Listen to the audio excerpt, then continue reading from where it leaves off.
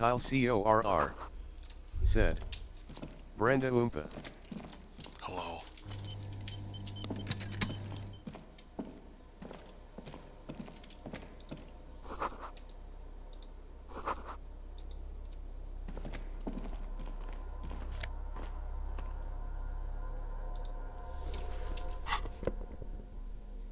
Zach Hammer said.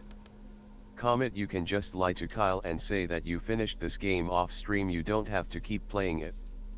Zach Hammer said. Never mind, he's here already. RIP.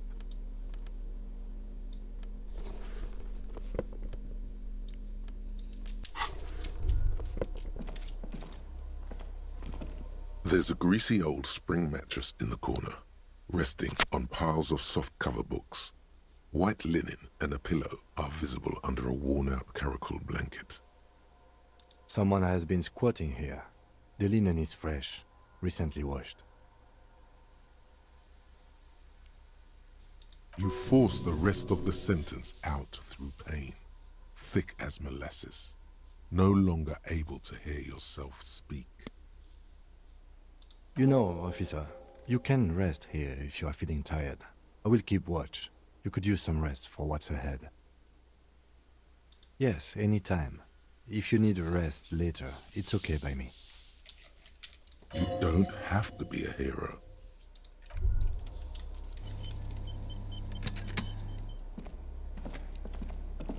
Books and magazines lie scattered on the floor and on a makeshift cupboard. They are not particularly well organized.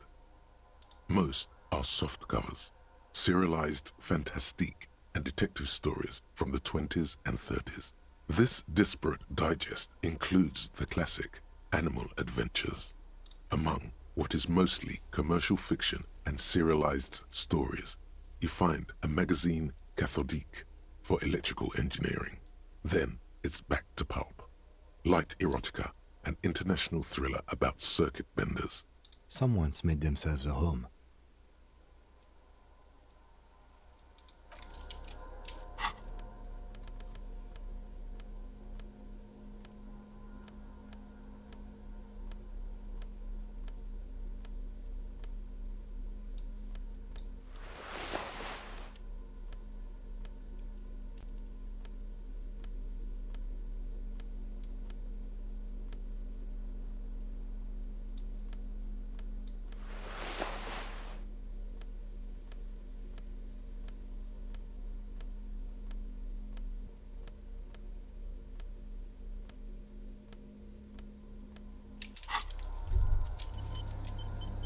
Soft covers, serialized fantastique, and detectives. Not that you can tell. This is a digest of someone who's dead bored. Most of it is for entertainment purposes, fittingly right next to the radiola on the floor. Maybe it's a little old-fashioned. There's a nude mag. More than that, you can't say.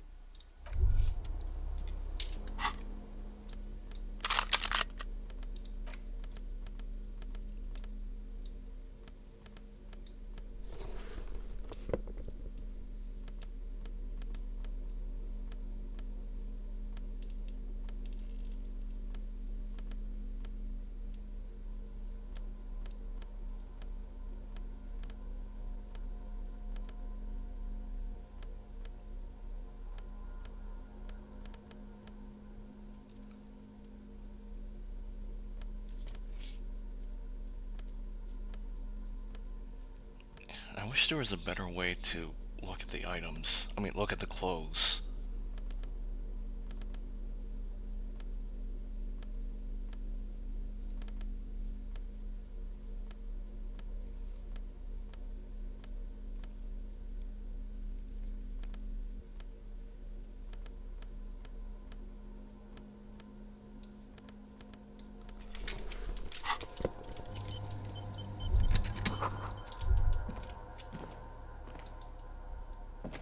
Soft covers, serialized fantastique, and detective stories. Soft covers.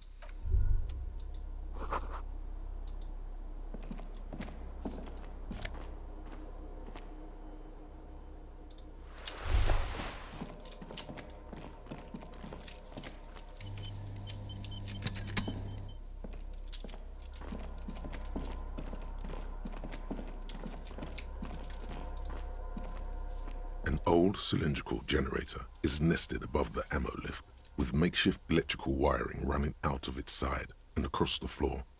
The lieutenant puts his hand on the metal barrel, checking for warmth. It's cold now, but someone has been maintaining it. The wiring has been repaired.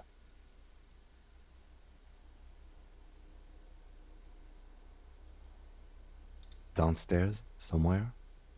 Liquid carbon. I would imagine it takes mazout. The kind that's favored by vagrants and fuel thieves.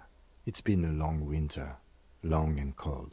If anyone stayed here, they'd need a generator. A hollow ring, the canister is empty. Dust falls from the generator and down into the ammo lift. I don't know. I'm not a philosopher. Someone with basic electrical skills has restored it in order to keep the room warm. Maybe it's the fire guy. The wind outside picks up suddenly, with a faint howl. Inside, it's warm. The lieutenant assists you, holding the canister up to the fuel tank as you tilt. Dark brown, viscous fluid pours out, and the room fills with a chemical smell. There's a red starter switch on the side of the cylinder and a start rope on the other side. The lieutenant flicks the switch. The recoil start wakes the old generator up. The machine sputters like an old warhorse before settling down to a rattle. That should do it.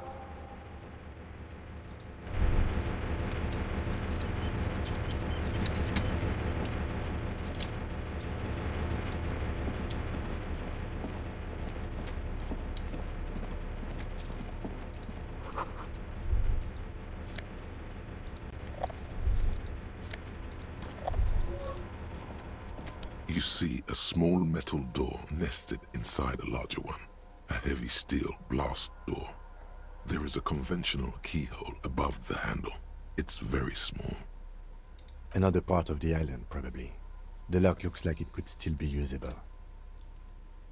Maybe this is one of the doors we don't open? He's right. It would be better to open its big brother. A powerful engine hangs under the ceiling. It must control the blast door. I think there's a console just southeast. Let's look around.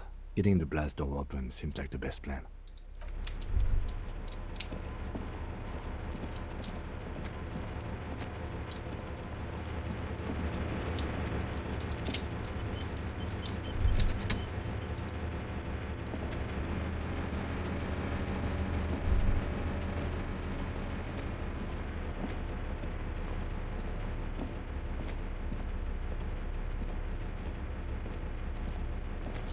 Oh, you can go through here.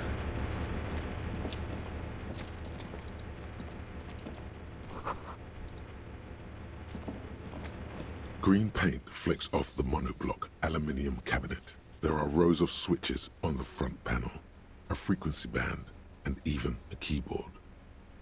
The keys rattle like teeth. This keyboard hasn't been functional in decades. The console of an antique computation device. The generator upstairs, with wires coming out, they terminate here. I think, yes. Let's see. That one. The emergency open. The blast door opens with a series of clicks. A shaft of light appears, then widens as the light shines in.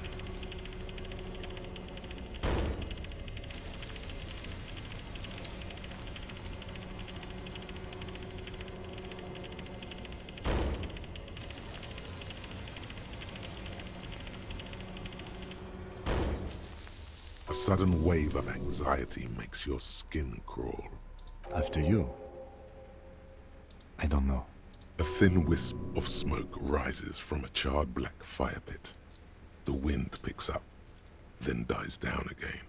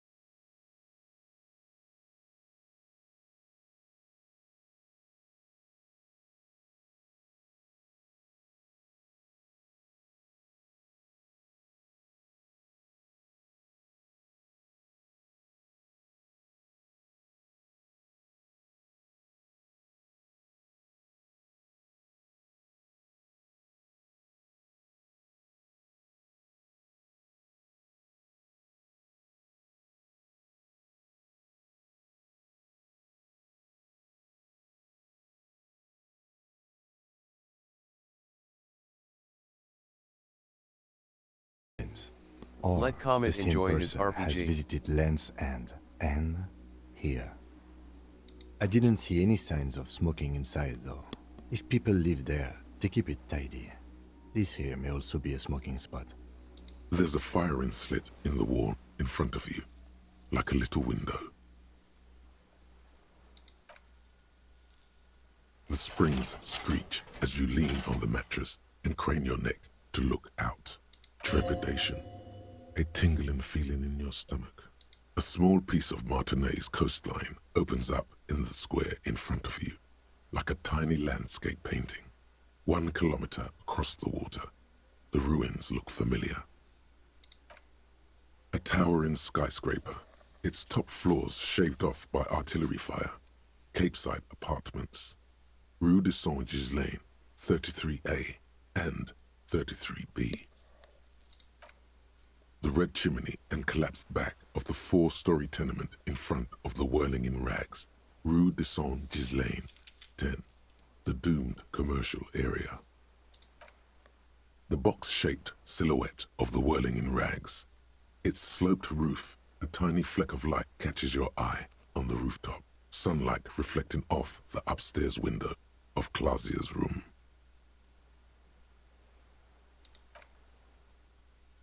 What? Do you have a line of sight to the window? What are you talking about? Can't be certain. It's certain.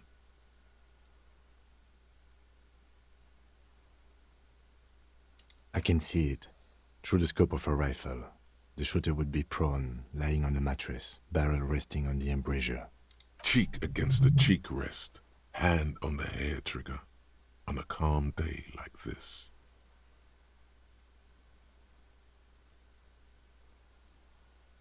Good. I think we have it, Detective. The origin of the shot. This is the sniper's nest.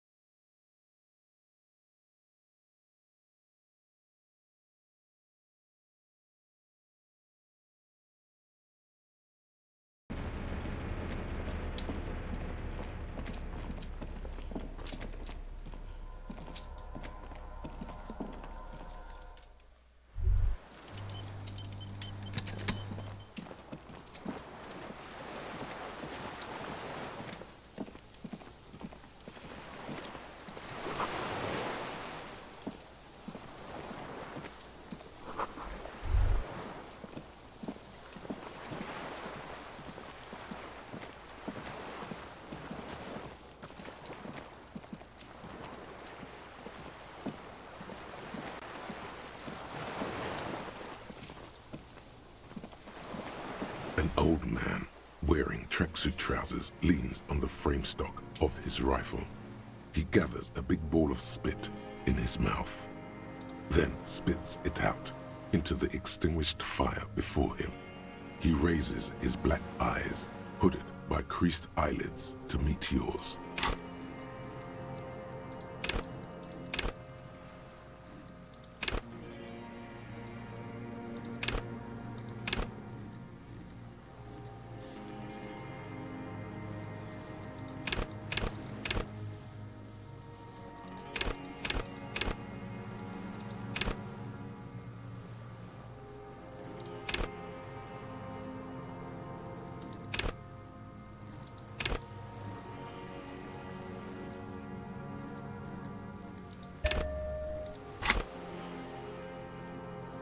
Unclouded by cataracts, his eyesight is sharp. He's practically tearing up from spite.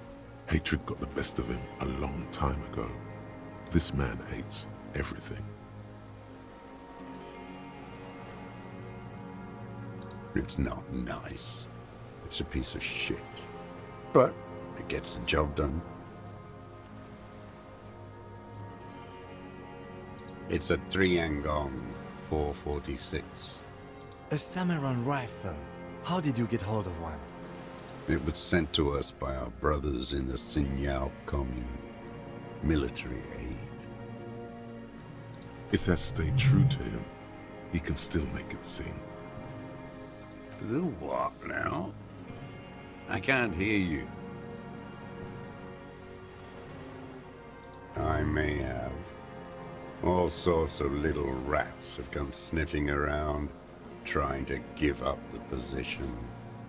The position sounds like a hiding place. Fire guy. Regressive bourgeoisie henchman. Can't even talk like a grown-up. My eyesight? Yes.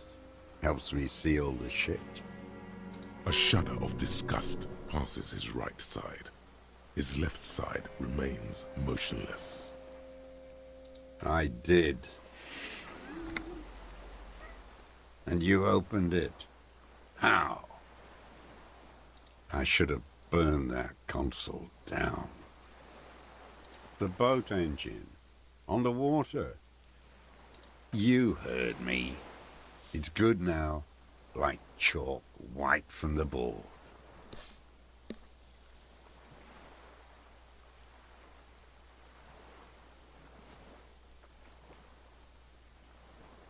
Yes, I bet you've killed a lot of people with it. You fascist fuck. Have you come to make me one of them? We have come to ask you questions, nothing more. If you do not comply, we will take you in. Do you understand? The danger levels here are hard to read. One moment he's a fire, the next, a fire gone out.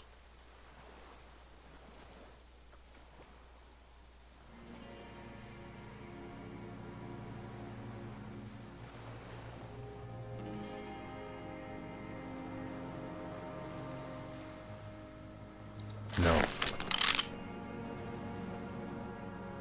Put it down now, sir. Or you're gonna blow my brains out before you question me. To hell with it. It's a walking stick anyway. It's out of bullets. Like an amputated limb in the sand. His gaze follows your motions. The rifle feels surprisingly light in your hand. Frame stopped and patched in places with tape and wire. Still warm from his parched hands. Not the metal. The metal is ice cold. This weapon has been modified several times. The rifle's in a shabby state, like a crutch that's seen too much travel. Hieroglyphs are embossed into the forearm, made of walnut. On the butt, you see Vespertine writing, burnt into the wood. Triangong, 4.46mm, made in Xinjiao.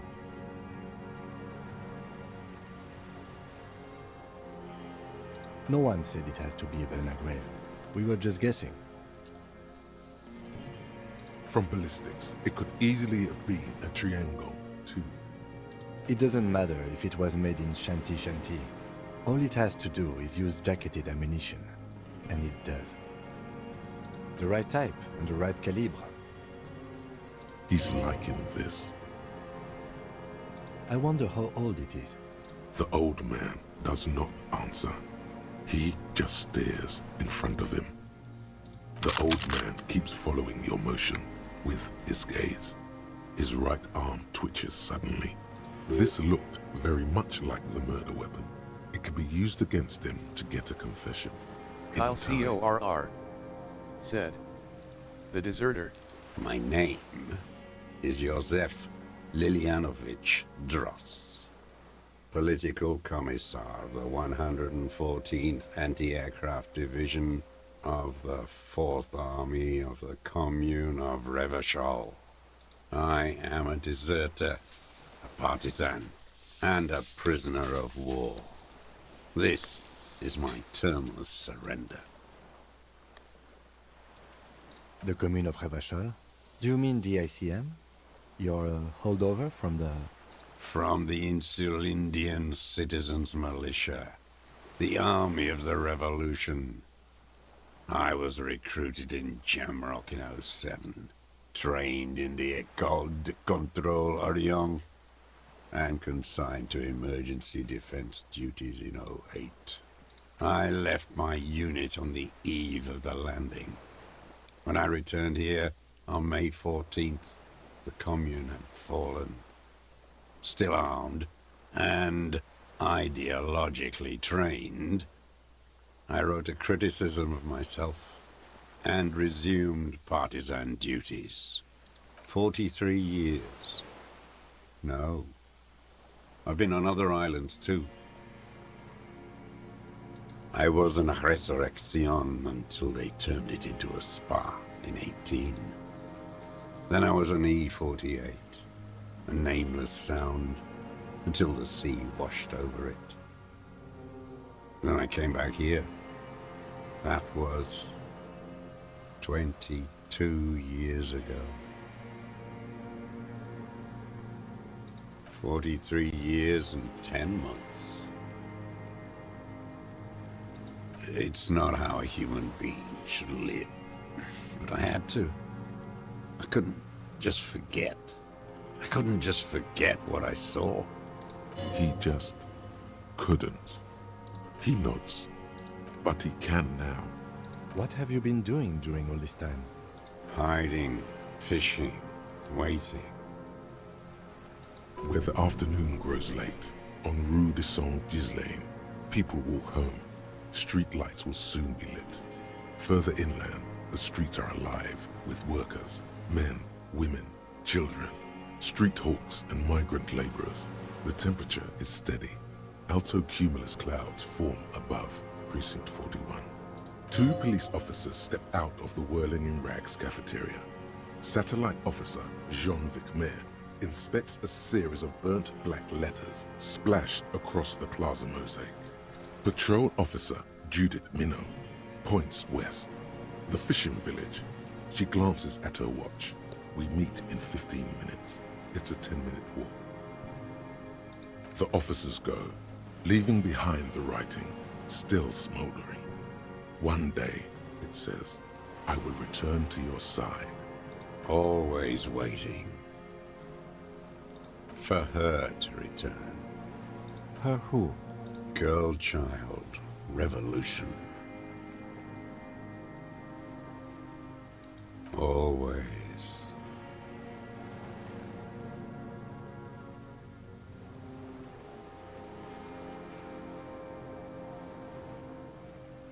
The material base for an uprising has eroded. The working class has betrayed mankind and themselves. The historic opportunity for a revolution has passed. It will not come back anymore. However hard I try, whatever I do. What has he done? Perhaps a confession will lighten the load.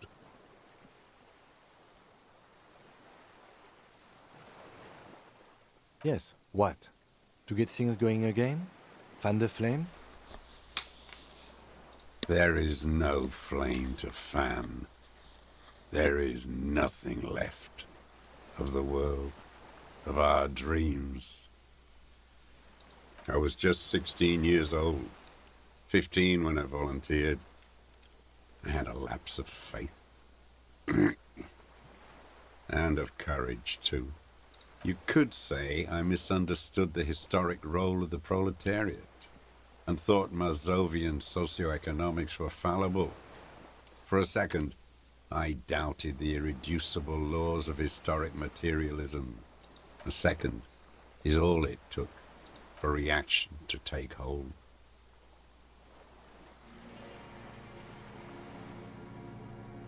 Petty bourgeois terror. It's in all men.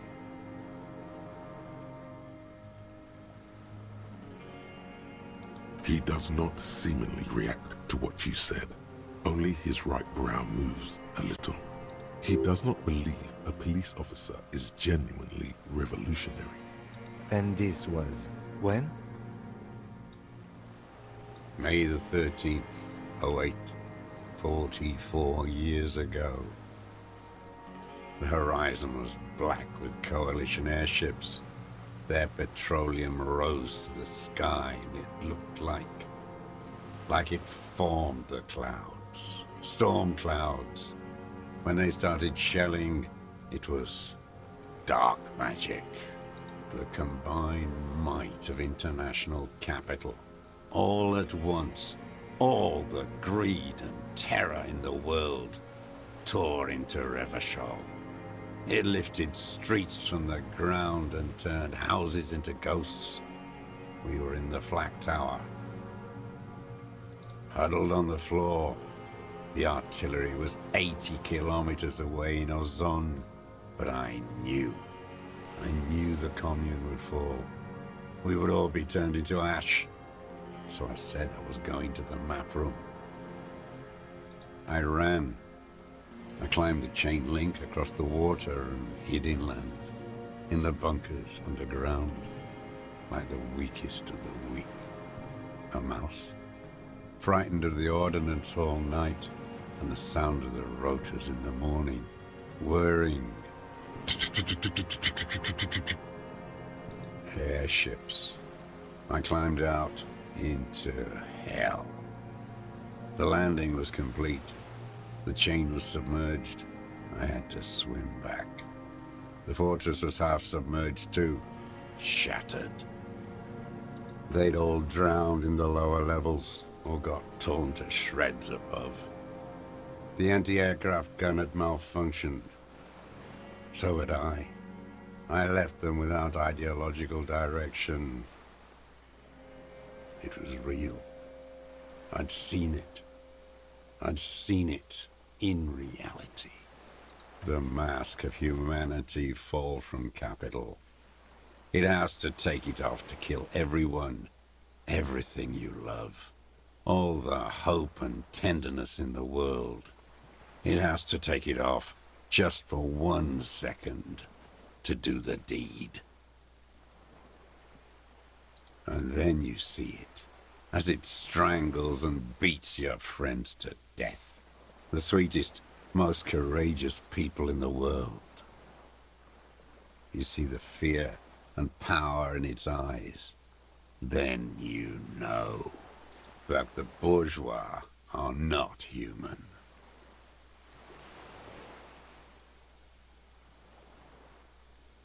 I had to fight it. I had to never stop. It's not an island, Dwat. It's a defensive fortification of the commune of Revachol. And I am its last surviving defender. The congenitally deformed King Philip II built it to restrict access to the Bay of Revachol. We captured it in '02. Retrofitted the fort with an AA gun to defend against an airborne landing. Against the whole world. Coalition military called it Operation Deathblow.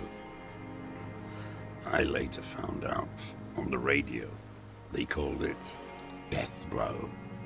You're one of them. Tell me, who speaks like that? We had 50 million people on Caillou alone.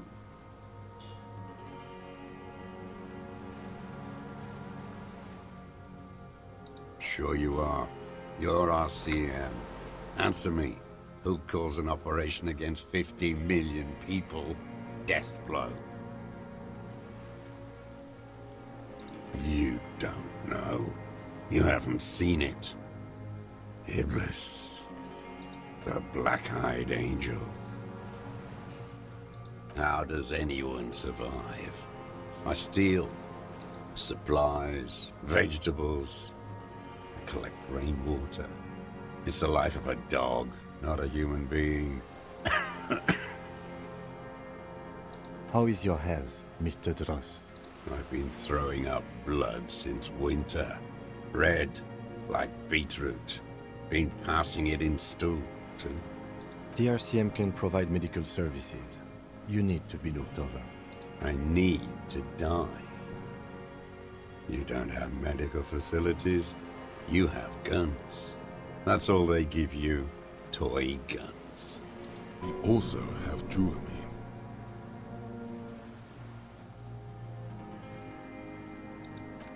I have been running out of that stuff.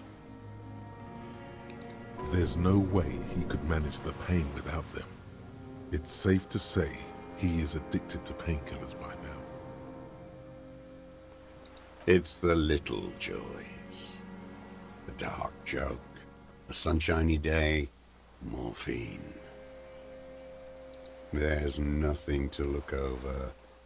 The triage is in, and it's black. Administer morphine. Moribund. I haven't. I have holes in my brain. Years missing. Others filled with pain only. A decade of... I don't even know what. Inferno? I would imagine it gets tremendously difficult, mentally, to live in isolation. Traitors. It's better alone. I watch the people of this city turn the lights back on more and more each year. Ruins, glimmering in the dark, like a fucking merry-go-round. It's disgusting. Are they not heartbroken? How could they have moved on? It was hard in the Thames. I didn't have partisan training. They were searching for stragglers, those bloodhounds. Floodlights on the water at night. There were posters, campaigns. We communards still hoped, and they needed to snuff that hope out. The East capitulated. Martinez and Coal City were turned to dust. But Jamrock, Forburg, even Coron, and Boogie Street, of course. Those fucking kips had Marsov coursing through their veins. And others too. Some cordons of Revachol was still fighting. There were cells. I tried to contact them. Soon they all went silent. The frequencies dead. At night, I used a dinghy. I only went after dark then. When I got to the city, I stayed underground. Patrols, you lot, the commons too. They'd started snitching. In the city, you move underground? From bunker to bunker. Not anymore. No one cares now. I don't even have to hide. They think I'm another antisocial vagrant. I could walk straight into that town if I wanted. I just...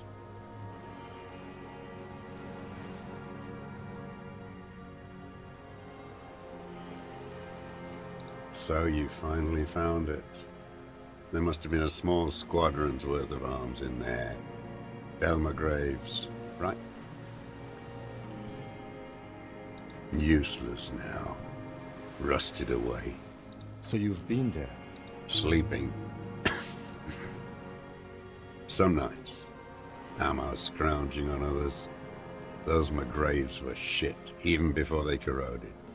Some had bullets in the chamber, however. I don't want to. They're all traitors. Pigs, rabbits, and dogs. Men without ideals are only animals.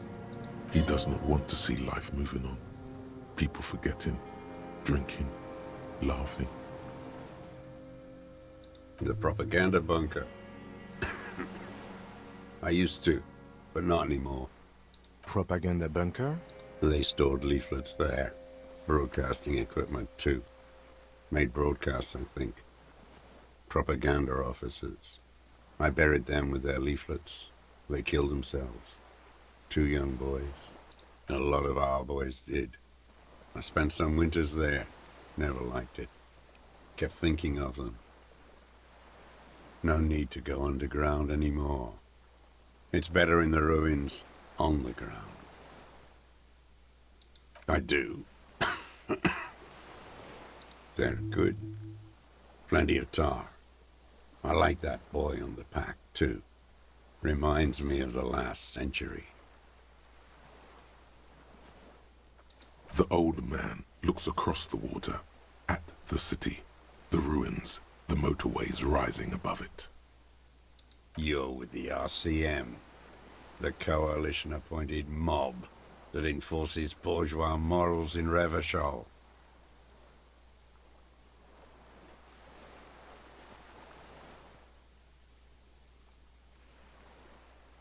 Rock and roll posturing. You're the RCM. You represent the Moralist International, the enemies of humanity who took this city. I represent their adversary, le Parti Communiste Insolente. Take me to them as a prisoner of war. I have relinquished my weapon. I can no longer serve. No superiors can relieve me of my duty. You bulldoze them all to a mass grave for trying to free humanity. A spray of blood from his mouth on the black charcoal in the fire pit. Rene, the royalist on the coast, said,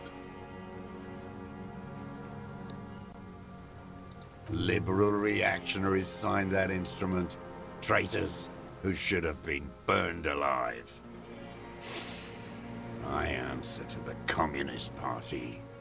Is that part of why you've been here all this time? Because the party didn't surrender? he just wipes the blood from his chin. I don't think you did. You live in a delusion. Radio shows, speed racing, and sporting goods. It's not real. No, I am not a soldier. I am an ideological officer. I belong to the party, not the army. Trained in historical materialism, then assigned as a political commissar by the party. These things used to mean something. The old man does not answer. He tilts his silver head and looks at the reeds. You see a small tremor pass through his legs. His job was to assure the army answers to civilian control and follows the ideology of the Commune. Scientific communism. A commissaire politique is a knight philosopher of the revolution, a future human. Awakened from shutdown by the promise of ideology, he was like a cleric, a shepherd. No, the opposite of that. A future human, not a human of the past. The old man doesn't. His job was to... Scientific... Awakened from... He was like a cleric. Okay then, over-mystified that a bit. He nods slowly, then another tremor. No, you're not. You're a liberast. You should engage him about inframaterialism. Impress him with all the ideas you picked up from the reading group. All the real communists are dead. They died fighting for communism. Are you dead? No. You're an inert lumpen with a gun. Detective, we have not come here to discuss ideology. We have come to ask questions regarding a murder investigation. The old man spits into the fire pit. He does not say anything more. There's definitely something off with his body. Something more than just metabolism. No, I am not a soldier. Like you belong to the Moralist Party. No, I am trained in historic... The old His job was... scientific... awakened, he was like a cleric. Okay then, over-mystified that a bit. The old man His job was... scientific... awakened from shutdown. He was like a cleric, a shepherd. No. He nods slowly. Then No, you're you should engage him about... a liberal and a pederast. It's what most liberals are. Detective, we have not come here to discuss ideology. We have come to... The old man. There's definitely something off with his body. Something... There's nothing serious in this world. It's a farce. I've used it for killing people. Here we go. A trail of blood. The lieutenant smells it too. Killing people? It's a gun. That's what they're for. You want a moralist euphemism? Defending your family and your property. I haven't done that. I've used it to kill people. Interesting. During or after the war? There is no after the war. Class war is never over. So he's continued killing after hostilities ended. Okay. This is it. You can feel it, like battery acid on the tip of your tongue. Something you haven't felt in a while. But this is what you live for. This is the shit. The great serotonin jackpot. The solution. Go in straight. No euphemisms. He doesn't like those. No. Be careful now. Slow and steady does it. Make him repeat it first. Don't mess this up. Remember, he wants to tell you. Get personal.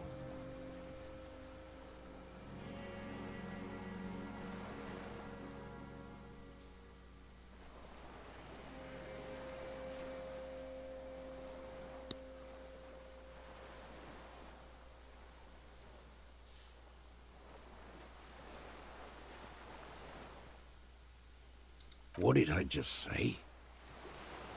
What did I just tell you? Don't drop the ball now. I don't want to tell you anything, you grotesque murderer. And why did you think that was a good idea? Don't listen to me. I'm wrong all the time. The who now? He heard you. He just wants to hear you say it. You're in.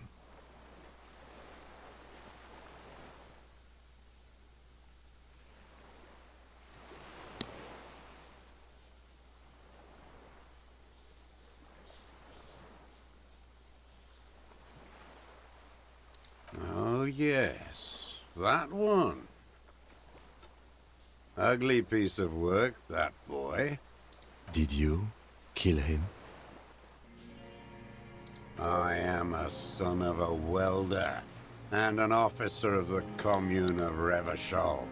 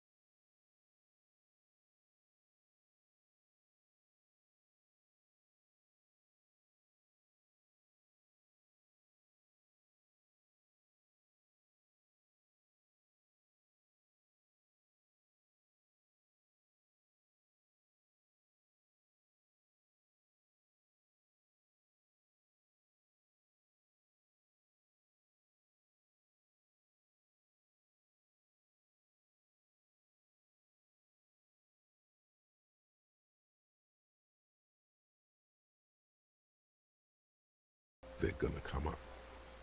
You got it. Remember, the boot prints were like no modern soul.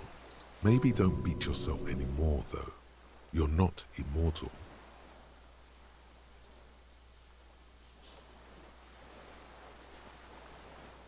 Damn Maybells. The whole island is turning white with them. He seems tender suddenly, nostalgic even. A strange mood swing. So many this year, too. The spring is coming. No, it's already here. Wash the filth away. They blossom on the islets before we fertilize them with our blood. Resurrection was snow white in May, before they ruined it. South, the Bay of Martinez is dotted with little freckles of islets, turning green, with white flowers in white snow.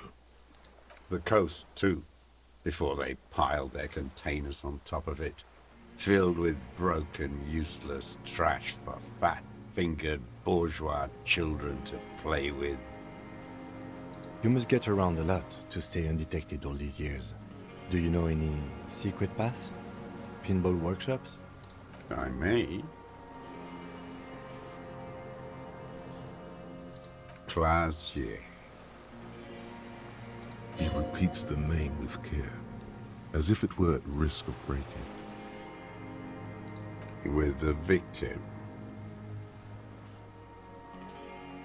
There is a small tremble, looks like a smile, a crooked smile, yet isn't quite voluntary. He's about to burst. Almost. But you need one more. Just one. Or maybe two. Everything is brands with you individualists. Who cares what brand my shoes are? Sansa. Some shit. Show me the souls, please, Mr. Duras. Fucking imbecile.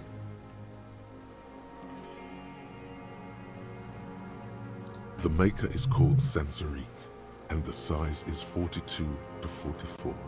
The size fits, but not the soul.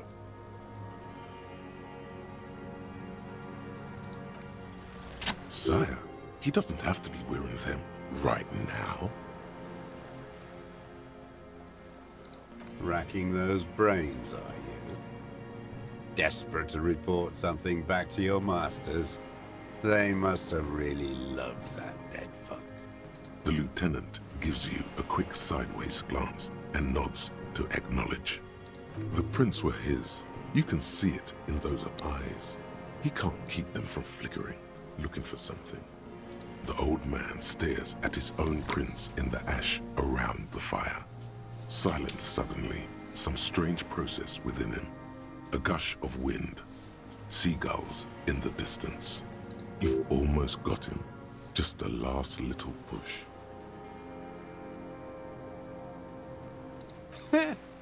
Not a lot of guns around that use military-grade ammunition, are there? It's a real gun. Not like your little musketeer pistol.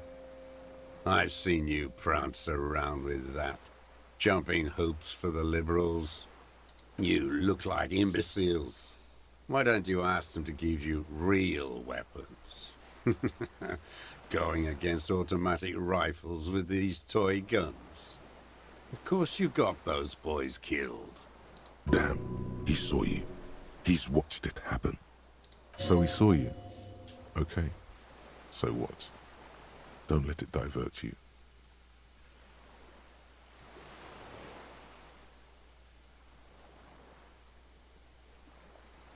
You know what?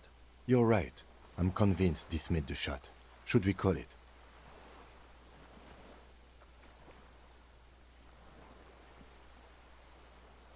4.46 jacketed ammunition, modified for range. We have it. This is it. Good.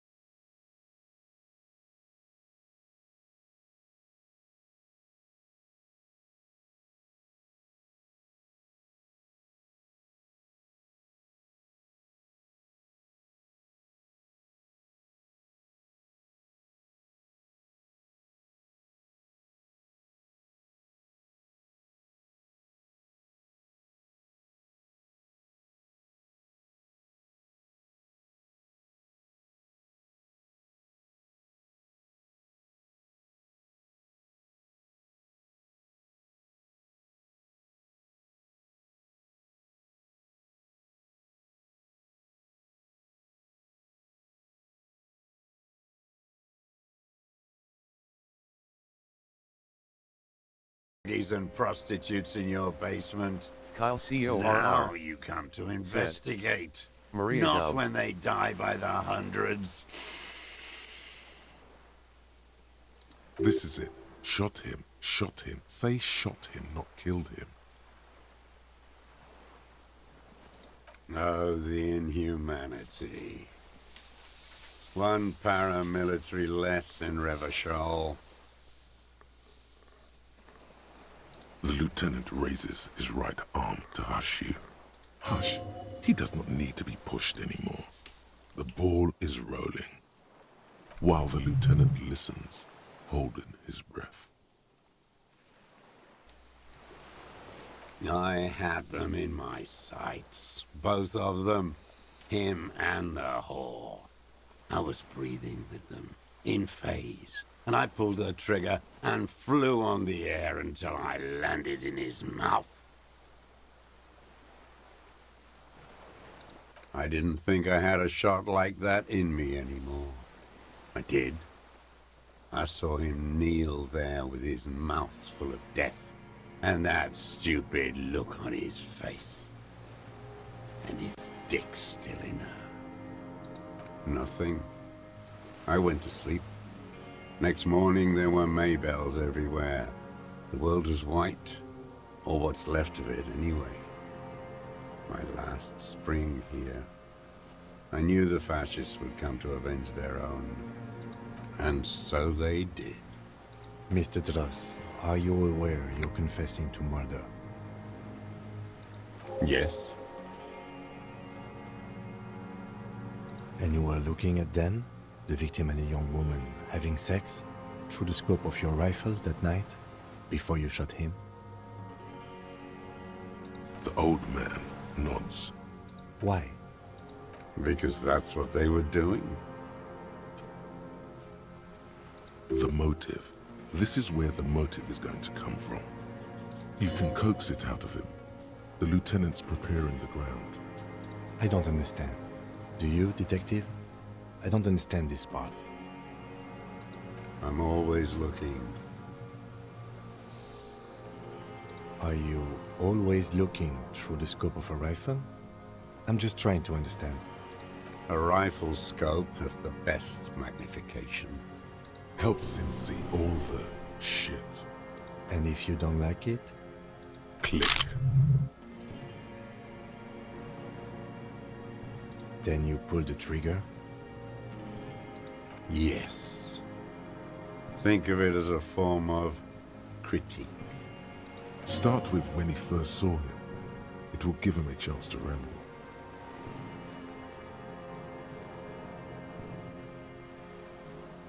"3 weeks ago, when the rich hag came in on her galley.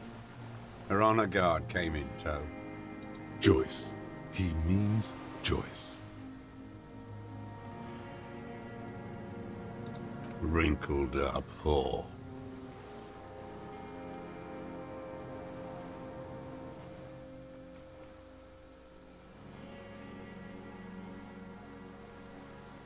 Black sexual morals are a bourgeois ploy. As to pederasty, the party legalized it in '04.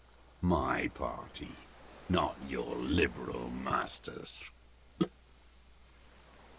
So don't you sermonize me, you racist shithole. It's still bourgeois when the bourgeois does it. Fiddling with their sexual organs. Some strange glandular process takes place in him at the thought, like yeast rising. And anger too, in addition to loneliness.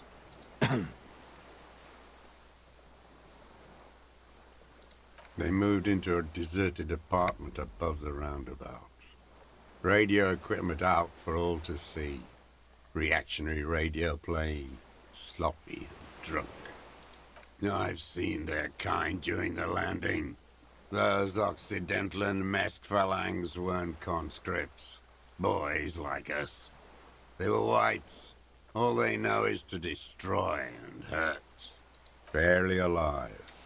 They like to kill while they're on their drugs. After the landing, In the burning years, I would take shots at them. End them. The worst ones, if I had a bullet to spare. I could see they've returned now to show their real face. The face they don't dare show their bourgeois voters back on Mundi with their families and polyester clothes. Them fucking. I didn't like that. Jealousy is a reactionary concept. I didn't like the Reaver enjoying himself, drugged out, soothed in the arms of a young woman. I wanted him to die so he could not enjoy life anymore. And I wanted to see his head explode. That too. She should know better than to hold a child murderer between her thighs. I knew he'd be there for one more second, writhing.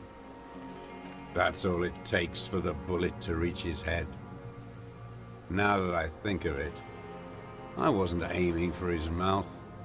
I wanted his brains to spill out on her. But you can't have everything. This man has seen past her, like you did. And now he longs to see her covered in blood. To punish her.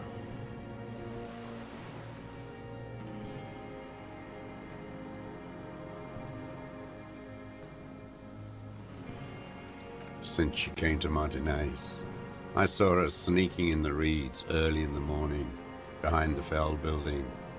It was dark, still winter. She didn't have her skimpy outfit on then, just a spot in the night, moving. Past the Fell building on the coast? What was she doing there? Hiding something in the water. She had a fag after she'd done it. I was up in the ruins there. She couldn't see me, but I could see her, smoking. She was nervous, but not scared.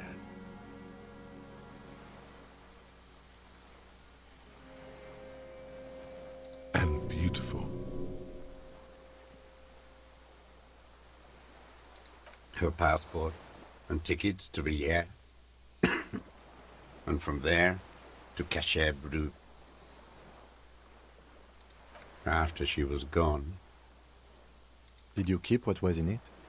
When we found the submersible, it was empty. no. Why would I do that? I didn't need tickets to Villiers. I'd put them back. If I wanted to extort someone, I'd do better. This implies that he's thought about extorting her.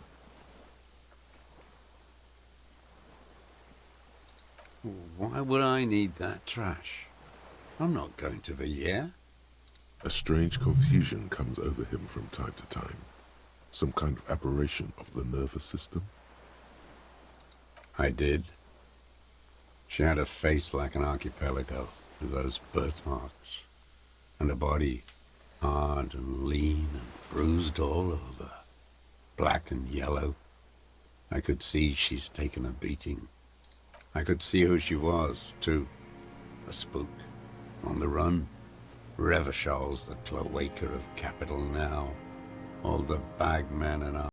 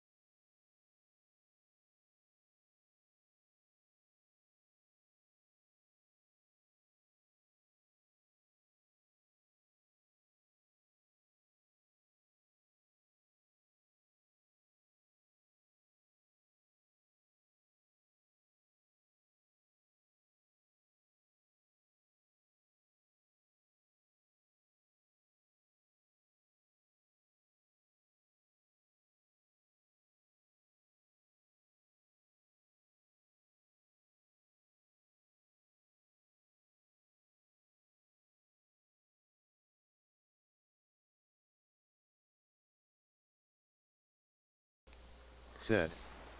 Firest 5 stare. Those two took the cake. You hear the familiar scribble of the lieutenant's pen. A quick glance at you. One more loose end down. We're doing this, detective. How did you get in there? The hidden pinball workshop. I can just walk in there now after a good wash. I told you, they think I'm an antisocial. Closing hour is a good time.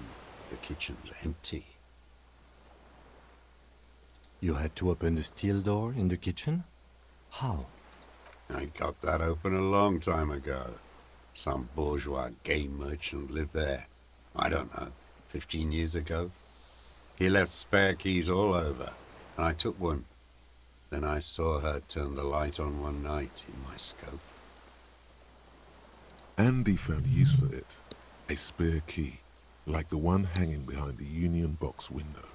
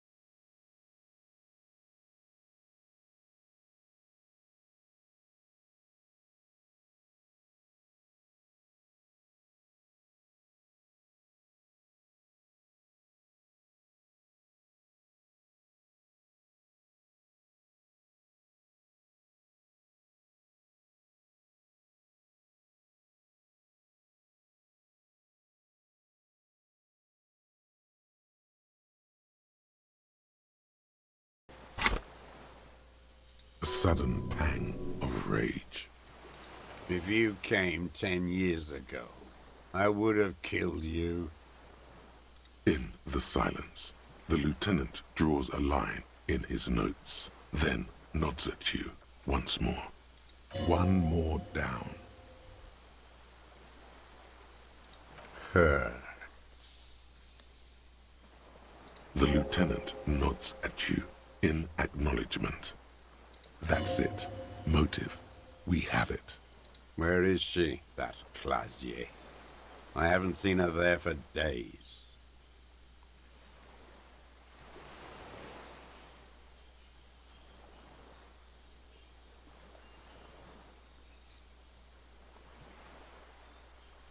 Gone. I knew it. She kept staring into the scope this last week at the island, like she knew. She'd look at night, crying or smoking on the roof, staring right into me. It doesn't matter. Midtown, across the Bay of Rivershell. The oceanic wind washes 40-story towers. Above them, Lucerne Central Aerodrome, a cocoon suspended in the sky by a web of suspension wiring, encircled by hybrid aircraft. On the platform, a young woman is withdrawing from amphetamines, barbiturates, and alcohol.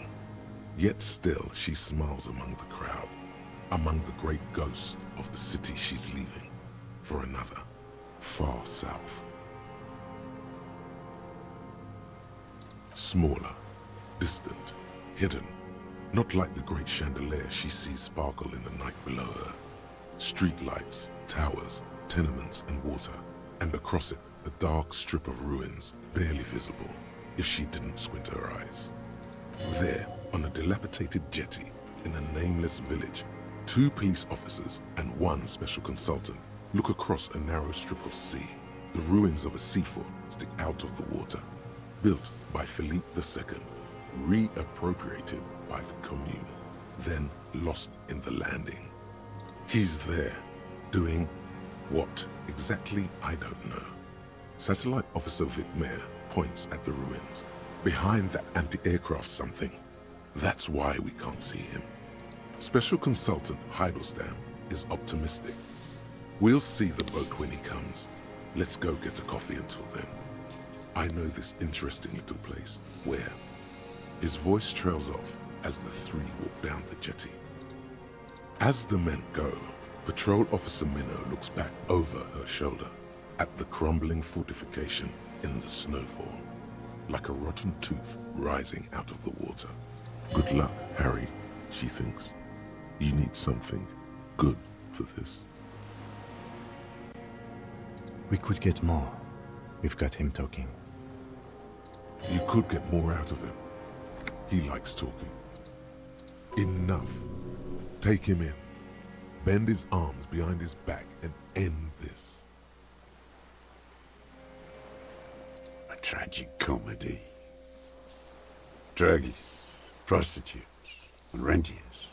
A strange little engine seems to fire up in him again. It straightens his back. Specifically, the whole city is a charnel house. Stripped clean and draped in neon. But Martinez is the worst. Because of the racists. Everyone is a racist in Martinez. It's their favorite thing to do in the whole world. Listening to race-themed radio shows. In the ruins, in their lorries. Pumped full of steroids and Radio Revachol 92. Race this, race that. It's all sanctioned by that Social Democratic Union and the farce of a Social Democrat who runs it. Yes, the fly larva in his container. He let some nihilistic advertising yuppies erect a statue of Philippe III, a syphilitic murderer, on the town square, to spit on the working class. Not since the serfs of ancient Pericarnassus has history produced a more inert social class than the Martinez proletariat. The rest of Revachol at least pretends to rebuild. These people still live in ruins. In tents, like animals, like those boom-boom morons on the ice. A pity they didn't drown in that tent of theirs. The worst of them is the blood-drenched Sucrion on her yacht, licking her lips. The old whore's gone now. Her gun-toting porcelain men are dead. So, actually, no. The worst is that old cop parading around in his uniform, throwing balls all day. It's not enough that the racists and liberals are dancing on our graves. The old loyalist ghouls still parade the ruins too. Every morning he's there, while the parasites he fought to protect are off in Ozon, or Quayamoran, or some other island they built their palaces on, feeding on drugs and having sex with their own children.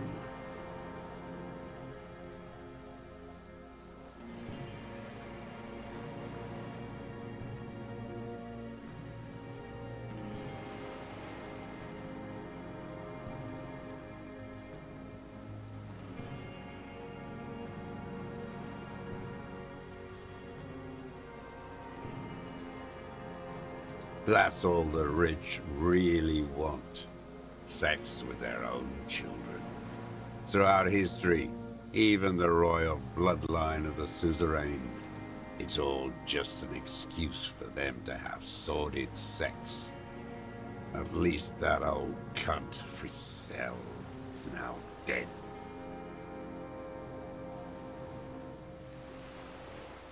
We did good when we pushed him under that horse car. If only, in the 30s, those disco whores... The disco whores are too much. Hatred shuts down his brain's language center, leaving only a nonsensical sputter. Ask about that cock on parade too. Make sure you get everything here. Whores.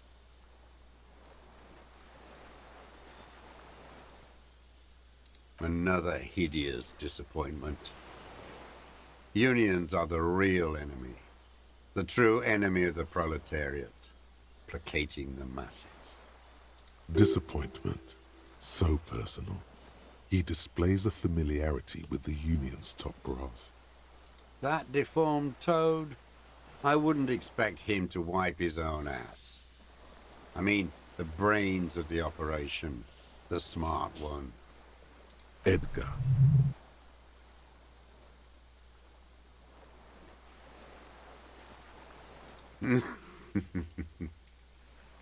He talks a big game about uprising and social base. They must have sent the smart one to some university in Le Jardin, where it's alienation this and hegemony that. He's been sweet-talked by this Edgar. They must have met in person for such animosity to have developed.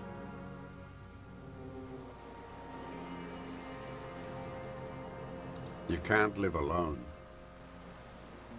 The Clares wouldn't miss a man hidden in their own backyard. Not all this time. Nothing happens in Martinez without them knowing. Of course. Maybe the Clears asked him to. Don't go straight for the kill. Exhaust everything else first. Soften him up.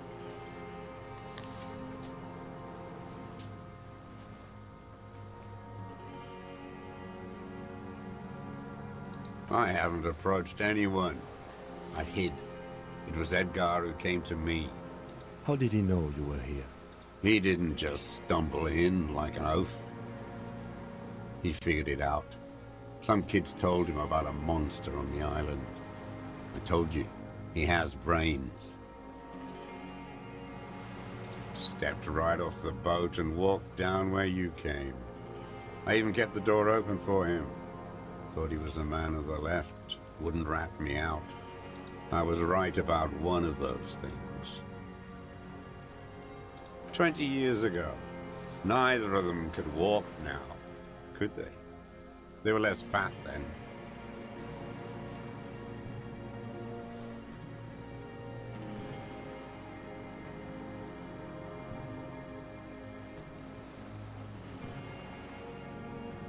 That's around the time the Clears came to power. Edgar did the talking. Paid his respects like I were a fossil in a uniform. Offered platitudes about the struggle. Flaunted his pink degree. Even quoted Mazov. Never trust a social democrat who quotes Mazov. Oh, and charity too. They love their charity. Offered me blankets and social housing. I still have the gas cooker he brought. Let me be here. The ZOC is an unlawful successor of the Commune of Revachol. We took this fortification from the Loyalists. Even the Clares understand this. They let him be here. Understanding was a courtesy. But why such a courtesy?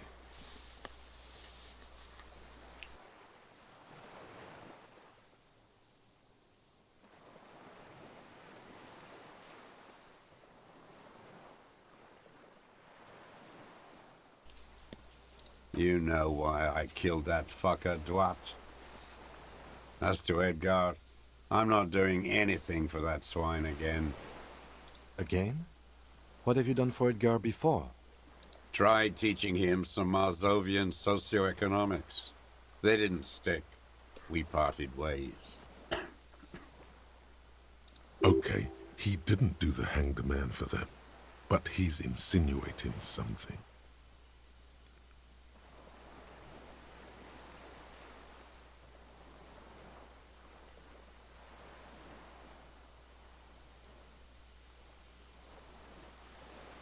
Every fucking morning for 34 years. Throwing that ball. One ball against the other. I've always loathed that game. That is not a working class game. I don't care what they say on Radio June. Royalist ghouls played like it was life itself. Click, clack across the water each day. And that uniform, like a parrot plumage. I won't even mention that he's a traitor to his race.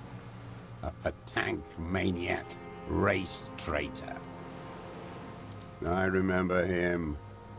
I remember him from La Noce. Not him personally, his make and model. There were tens of thousands of them. I thought we took them all out before the liberals came to their rescue. We missed one. That one. There doesn't seem to be a single person under the pine today, not even Gaston, alone. Fat and plump, like a pheasant. Just begging to be popped off. Please, Mr. Dross, shoot me. He whispers with such predatory hunger, it borders on longing. Not yet. I like to look at him strut around, place the crosshair on his medals, right on his face, and just fiddle the trigger. Think about it. Let the bonbon melt in my mouth. Save the treat for later? He is a juicy bonbon, that one. A real treat for the black day. The blackest. When I put that gun in my own mouth, I think, nah, don't waste it. Put this lead in that cock, René. For the boys he killed. And then I look at him throw those balls, and I suddenly feel better. I even hid one bullet, so I'd always have one for him. Haven't seen him around lately, strutting around. Must be down with arthritis. I hope it hurts like hell. I hope he sweats blood. Hearing it may destabilize him. You sure you've gotten everything from him?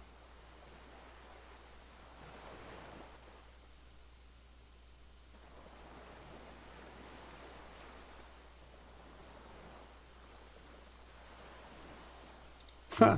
Yes, of course. I hope it hurts like hell. I hope he sweats blood. Must be torture. Not to be throwing his balls for a whole week. He seems relieved.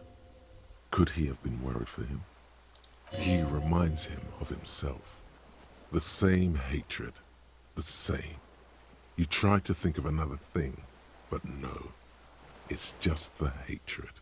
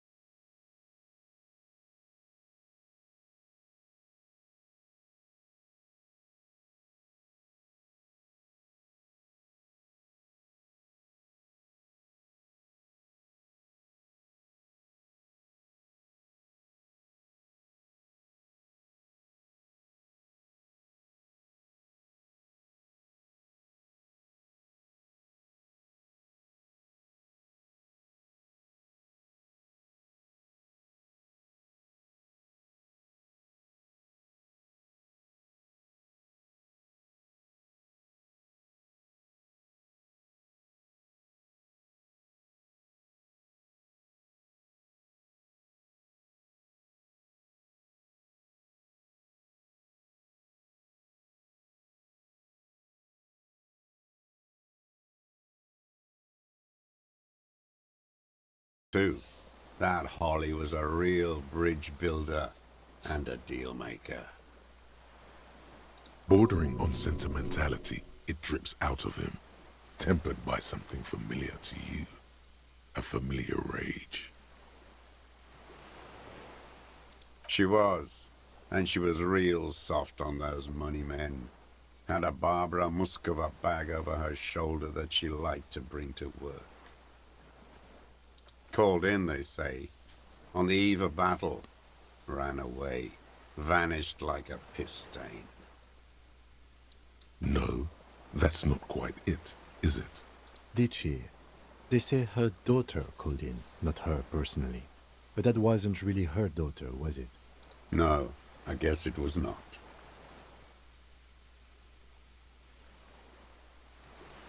She couldn't make the call herself. Here it is, the bend in the river. Because she was dead. Because the cow caught a bullet in her right lung. Fell into the canal, grasping her tit, and drowned. Or bled. Hard to say. It was a sloppy job, on a moving target.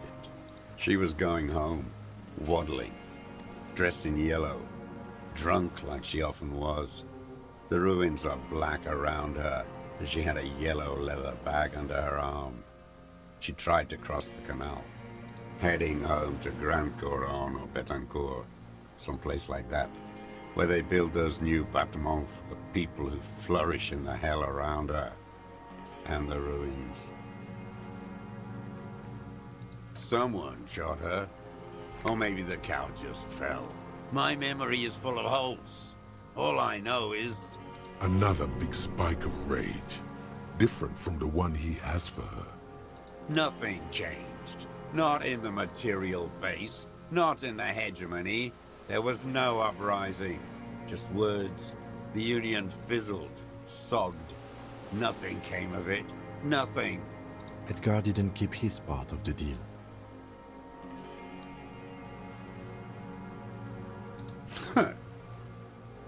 If you were to testify to this, give the RCM something on Edgar, you could walk. We would strike everything you've done and process you as a POW. You were in a war. You were on assignment. We could even extradite you to the Samaran People's Republic. A degenerate worker state. Ghost shit. No, thank you. I'm Revacholian. My days are short. I will rot away here, in a moral intern cell. I will not testify to anything. Come on, just a little. Your buddies.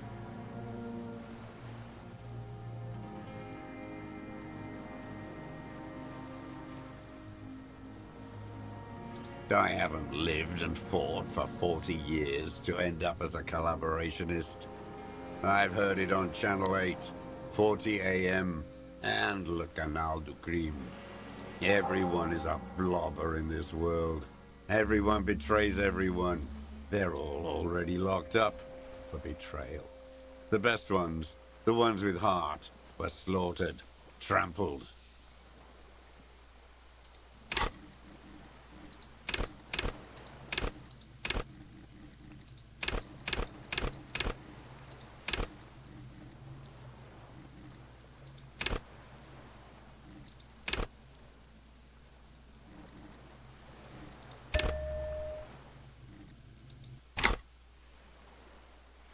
The same old freezing hatred. There is plenty here to work with once he's in custody, and the lieutenant knows it. He gives you a little nod to proceed. Glad? It's all gone.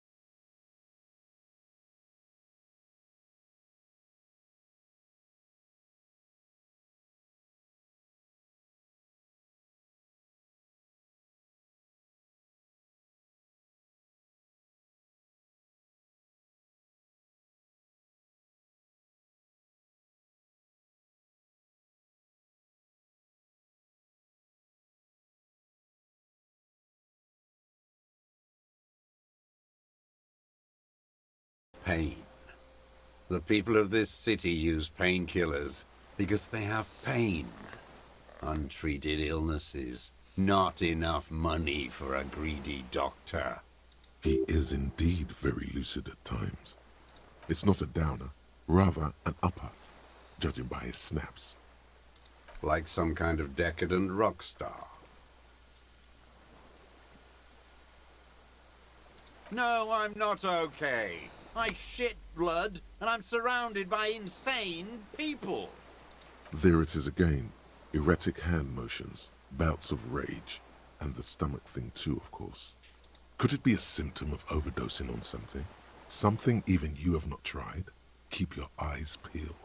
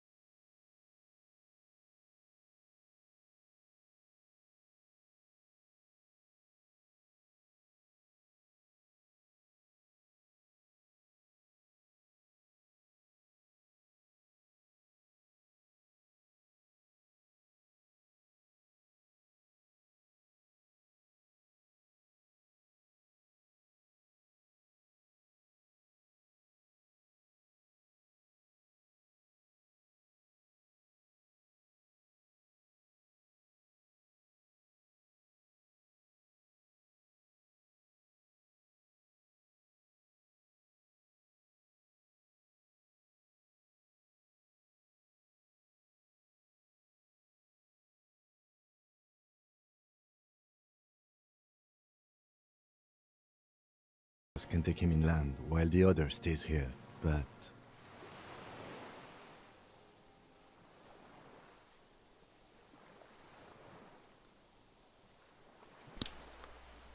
But then, who watches him while you're coming back here?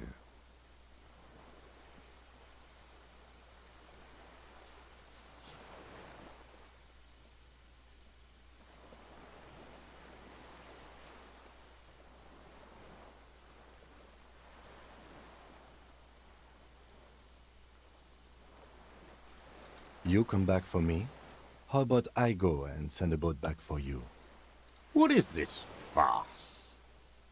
This is a fucking farce. I can't. Lillian, you could ask her maybe.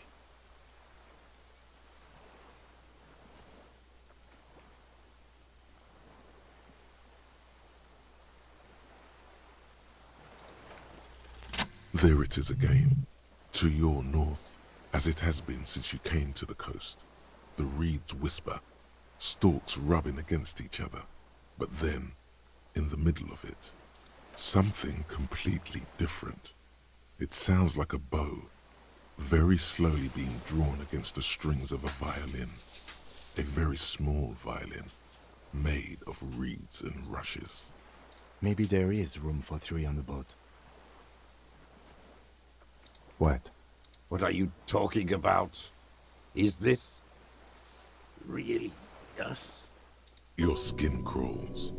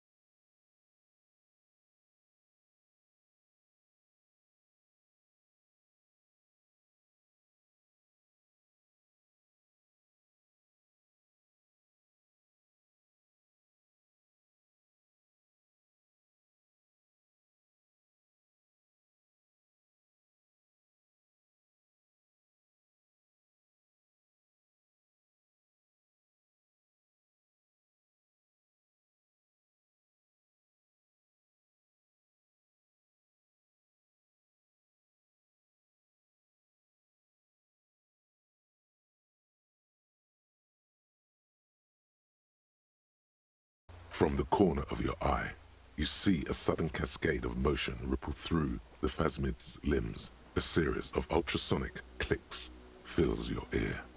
I am not palatable. Do not eat me. I am afraid. With the sound of metal sliding against metal, the lieutenant reveals the lens. The glass glints in his hand as he begins to slide in an ampoule. Can't he just turn off the flash? Turn off the flash. You see the phasmid turn to him, its mandible antennae reaching out.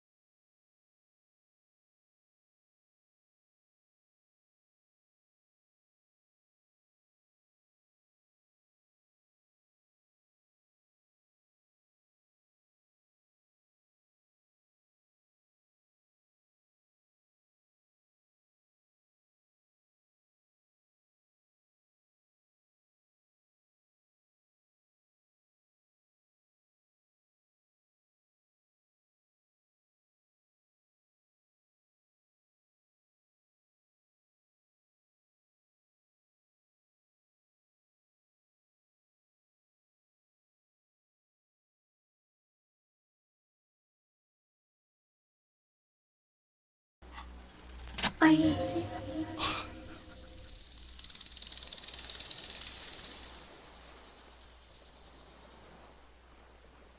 Yes, I do not have a starter display, so I use a neurodegenerative element to aid in camouflage. Do not worry, it is Kyle only destructive CORR over long periods of said, time. "You're talking to it now." Yes, I can see that. The deserter. He's been here for a long time.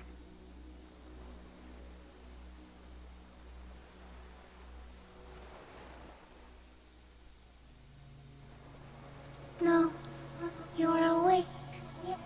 I am real. Light is forming me. This is real.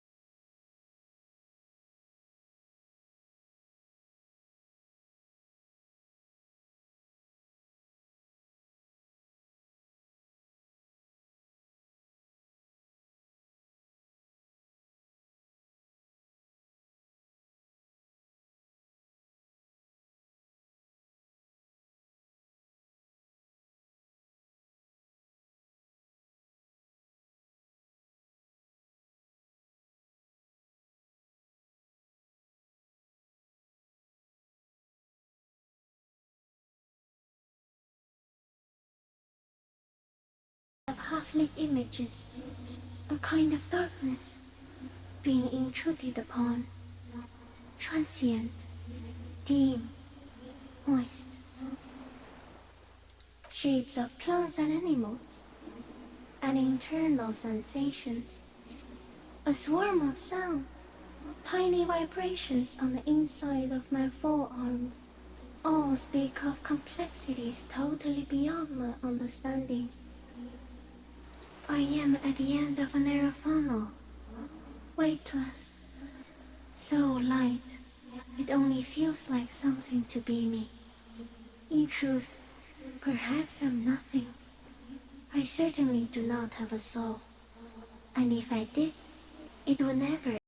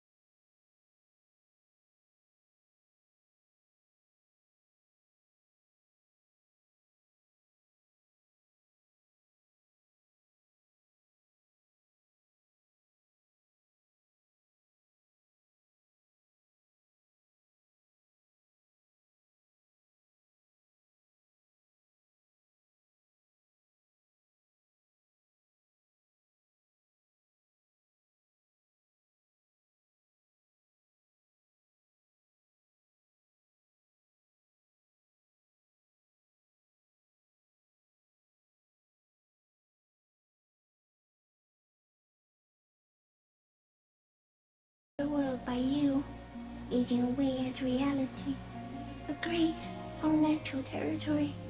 Its advent coincides with the arrival of the human mind.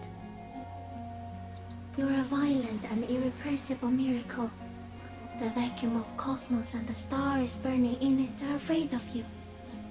Give me enough time, you will wipe us all out and replace us with nothing. Just by accident. We suspect it will be something like the oxygen holocaust that wiped out anaerobic life 2.6 billion years ago, when organisms first started breathing. Only much worse. Everything your eyes touch goes back there, behind the nose mirror. What if you blink? Are we still here? Please don't blink. What if he misplaces us all one day, or just forget?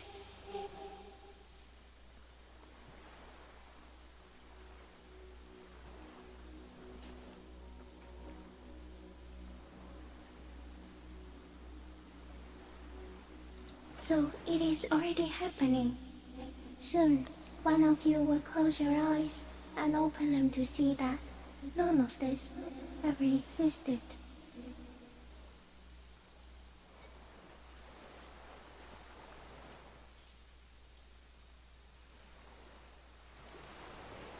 No, you're awake. I am real. Shapes of I am at the end of a narrow funnel. Few of us, even when you're sleeping. That must be, and when you In honor of you, detective arriving.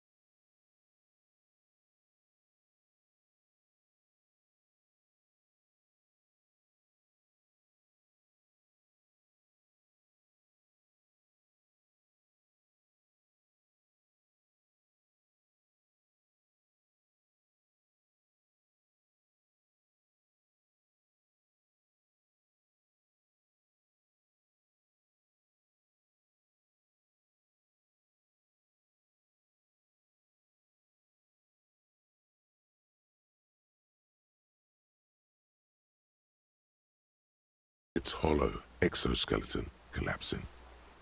Warning!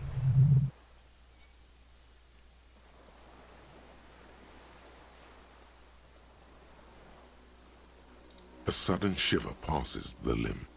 Looks like the creature is awakening, wave by wave from its stupor.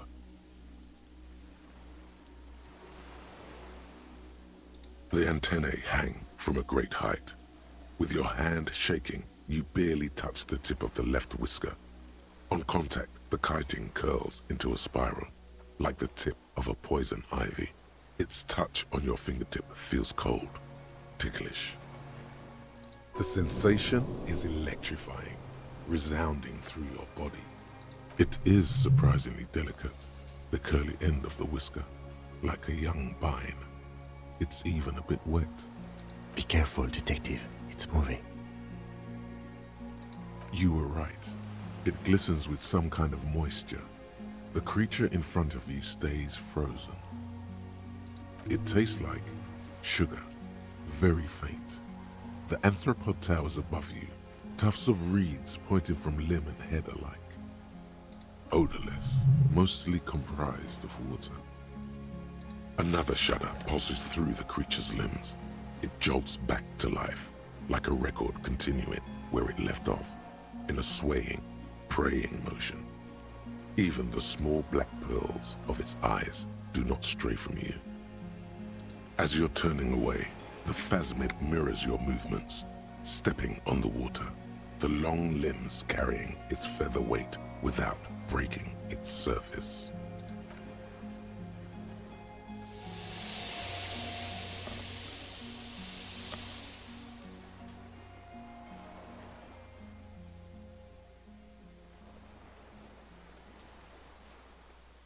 And just like that, it's gone, skating away across the sea's calm mirror like a skipping stone, leaving and something under it. In the place it stood, bobbing there, among the reeds, a collection of items. It's gone.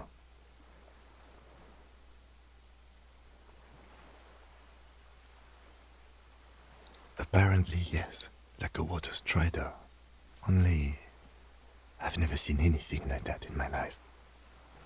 Looks like a nest of some sort. We should have a look. What now? In some kind of strange, semi-catatonic state. Our suspect is not looking so good. We need to check on him.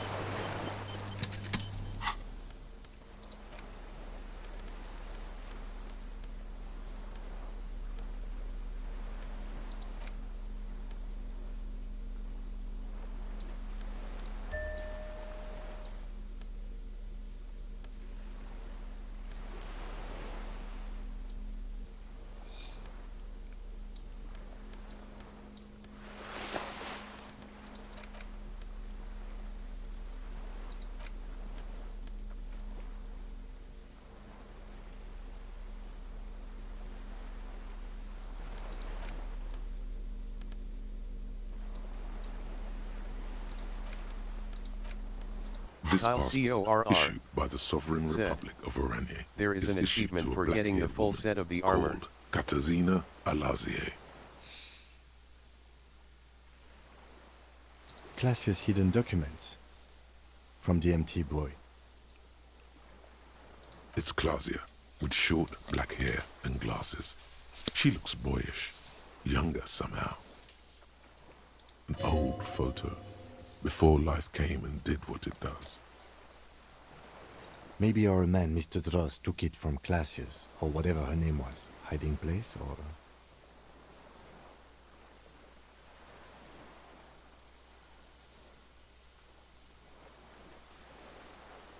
Like a magpie? What a coincidence. Then it would also have collected the other objects, which would be highly unusual. By now, the lieutenant has accepted your unusual methods.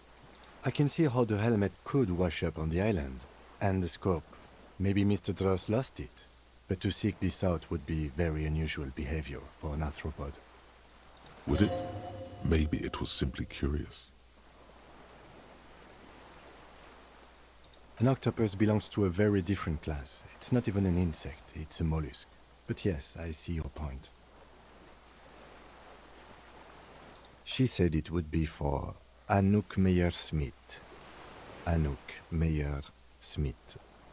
Katarzyna Alazia was supposed to be her real name, where Klasia comes from. Remember? God damn it. I told you she kept lying to you. She's probably lying to someone else right now, in another city.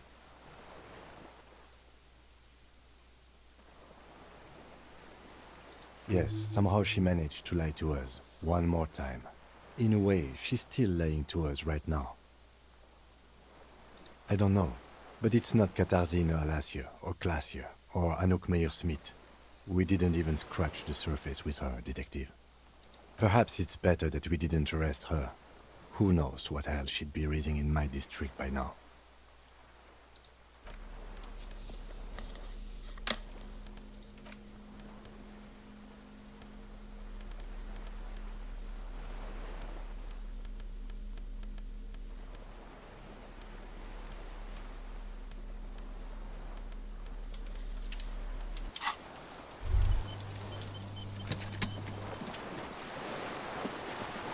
What is it?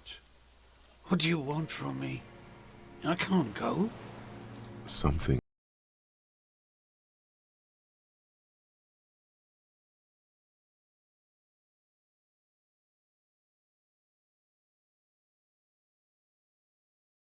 To respond. He keeps staring, black eyes glazed over and bulging from their sockets. His gap-toothed mouth shaking, with fear and longing, like an addict of some terrible substance. A light shiver passes him, followed by nothing. His hands are trembling, and he breathes slowly. He's going into some kind of psychomotor immobility. The good news is, this solves our transportation problem, doesn't it, Mr. Dross? The trembling mouth appears to sigh. Between this and the broken tire he's used for a boat, I think it's safe to leave him here, while we go and get help. It will need to be medical first, I'm afraid. He stares into the reeds. Your words don't stir anything in him. Perhaps nothing. Just dull staring. Not even rage left, wherever he is. The last embers have gone out. The war is over. If Kuno kicked it into the sea, as he said he did, the ebb would put it back here. This makes sense. Mr. Dross could have picked it up. Or the Phasmid even. If it did, this is incredible. No reaction. His breathing is slow, and he appears very old all of a sudden. Around 80. Did you take this passport and other papers from the boy on the course? The spirits. He hears us. The spirit? No reply. He's gone again. Try something else? We got him back for a moment. I lost. He turns his eyes to the reeds again, as he's done so many times. Beige and white stripes. He lost the scope. Then it somehow made its way over there. With the help of a magpie Phasmid. This sight is a T9, Mr. Dross. Was it attached to the rifle when you made the shot? Silence. Not even a sigh. You've gotten all you will out of this poor being.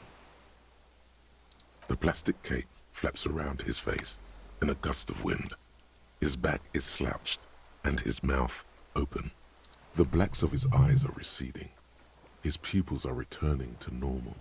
The strength has all gone out of him. Just frail old bones in a sack of tracksuit trousers and a windbreaker. Old age and shock.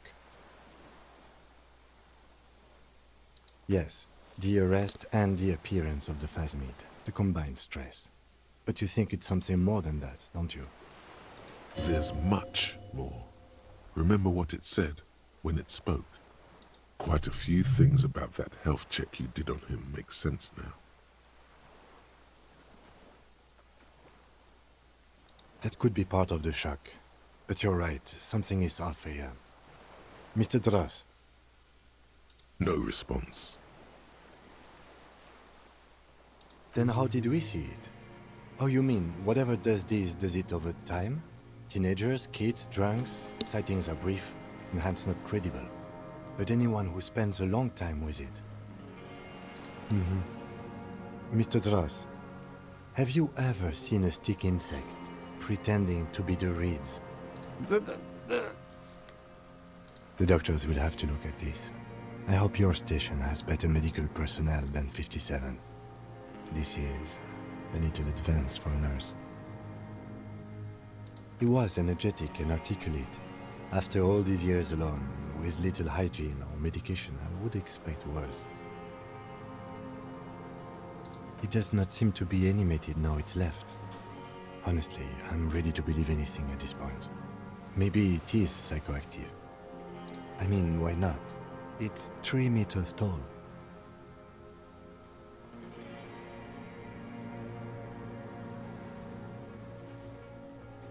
Like a drug? His pupils appear to be dilated. They still are. It's not just chemical. Some kind of oxytocin release mechanism? Would go with the pupils. But this is way above me, detective. You mean pheromonal? The scope, knowing of her bruises, his disposition toward Miss Oranje? I see what you mean.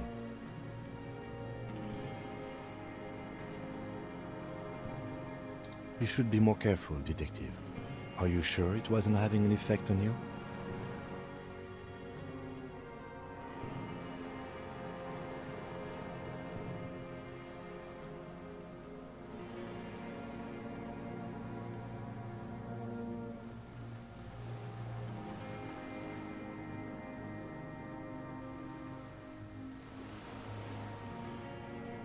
Are you sure? You were looking at it for a long time, almost as if you were hypnotized. Were you hypnotized? A valid hunch. Long-term exposure to something like that could be neurodegenerative. Also, please be careful when approaching unknown species in the future, detective. He did seem distressed when it finally came to arresting him, like he didn't want to leave this place, and the insect maybe. I have absolutely forgotten to take notes. I hope I remember all of this. This will be one hell of a report. Thank God we have the photo. We should think about getting back to the mainland. To get help. He'll be safe here, if we don't take too long.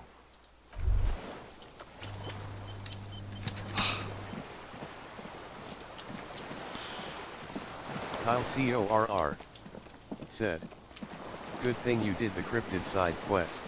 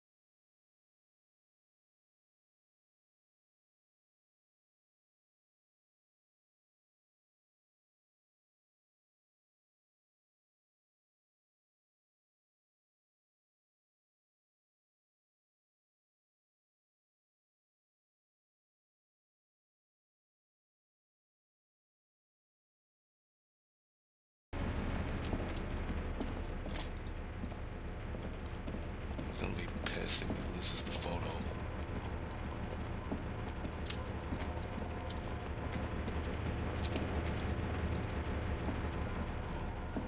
Soft covers, serialized.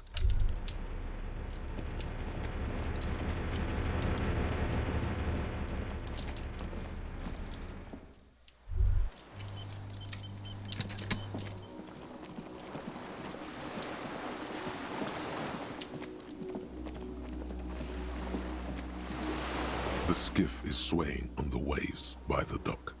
Let's.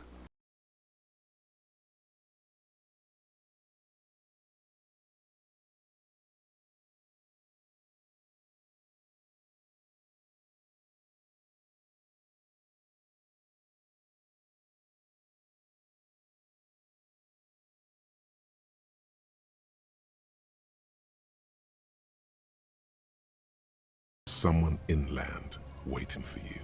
Two men and a woman stand on the concrete square of a nameless village, looking at a small yellow boat as it draws closer. The sea is calm. You reach the jetty and climb out of the skiff.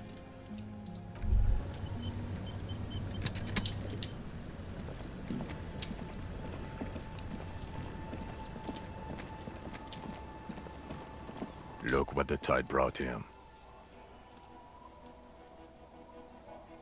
Harry, you're bleeding all over the place. You're half dead.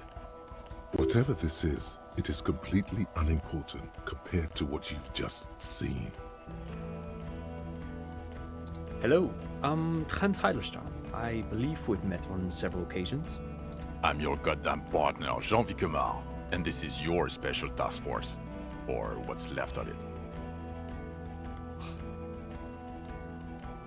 Special Consultant Trent Heilerstam, Battle Officer Judith Minot. Hi.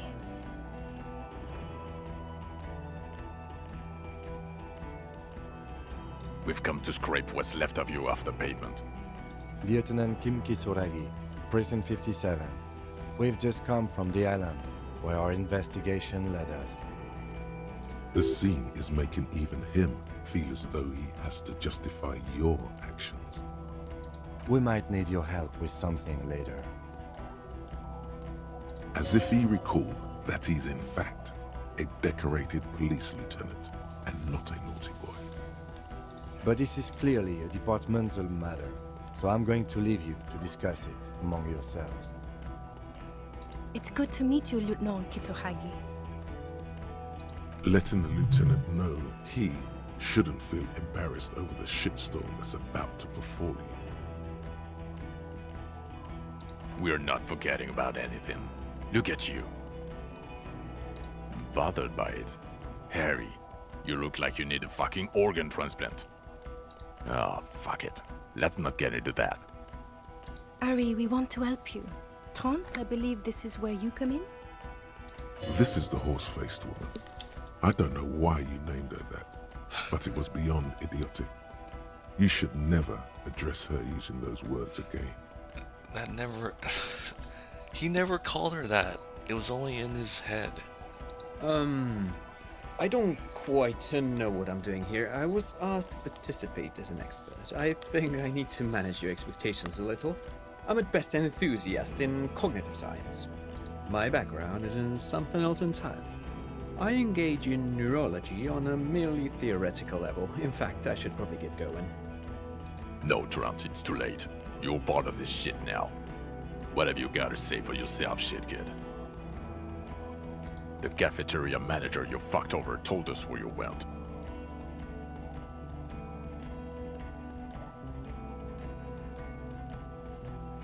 Strange. He didn't mention that. In fact, the establishment didn't look saved at all. There was a giant aerograffito in front of the building. It was on fire.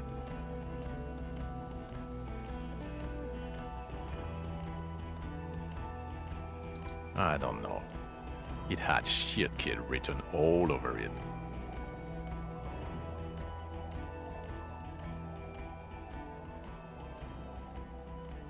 Guilty as charged. I heard you'd lost your mind and your memory. I wanted to see if it was true. And it was. Good work, Harry. You're insane now. There's one less person for me and everyone else to rely on. He was too sarcastic for you to realize who he was.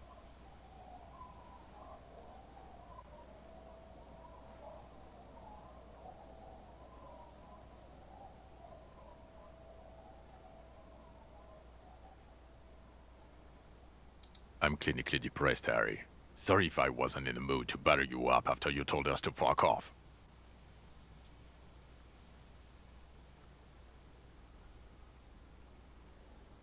Had what coming? Not recognizing people you work with every day. Brain damage. It's okay. I didn't come here to gloat or to fool you. Neither did he, actually. We're just worried. That's right. Worried. I'm always worried about you. Every time you don't show up to work, or when you do but stink. You're a worry fest. She's worried about you. I'm worried about you. Even Special Consultant Backpedal is worried about you. Everyone worries instead of working. Yes, I'm Tran Heilstein. I never said I wasn't Tran Heilstein. Mikhail? Mikhail's my son. No, I was just interested in the Feld building and the Martinez beachhead. And Mikhail wanted to see Martinez. It was a coincidence. Him being there with his son, it was not a coincidence. It's difficult to see, but he was worried about you. And also interested in the Feld building. What indeed? I was asked to share my take on some of the more obscure theories developed in Königstein in the 30s, like partial psychotraumatic amnesia, group personality theory. He's here to see if you're insane. He is smart. Let's move on. Duped? Hey, here's a brilliant idea. Don't be a morbid drunk and you won't be duped so easily.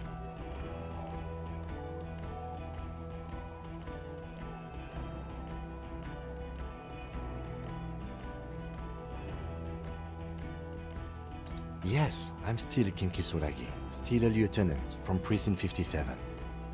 Still caught up in this crossfire, too. Yeah, Major Crimes Unit, under Lieutenant Dubois and Vicomar. Ring any bells?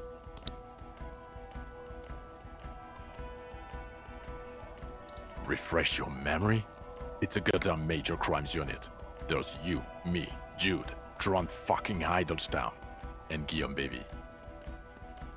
I'm technically just a civilian advisor. Oh, fuck you. You're part of this shit show. Oh, that's an interesting story, actually. Guillaume Bevy is a police reporter who joined our team. He was really good. Then he left because he lost faith in your ability to lead the unit. Other people have left too. Good, smart people. People we won't get back. Only me and this really patient patrol officer are still here. And Tron because I'm forcing him to stay. Do? It's a Major Crimes Unit. We clear the desk of cases so Precinct 41 doesn't look like the worst station in town. We are shit tier now, Harry. Because of you.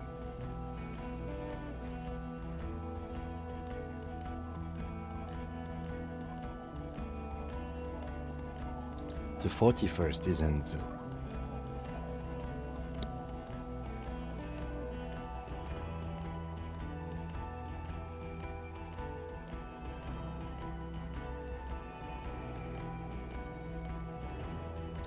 Where have we been? We've been fucking off as far as I remember. You told us to fuck off. You said we're cramping your style. Your detective god. Fuck everything. All will burn. Detect or die.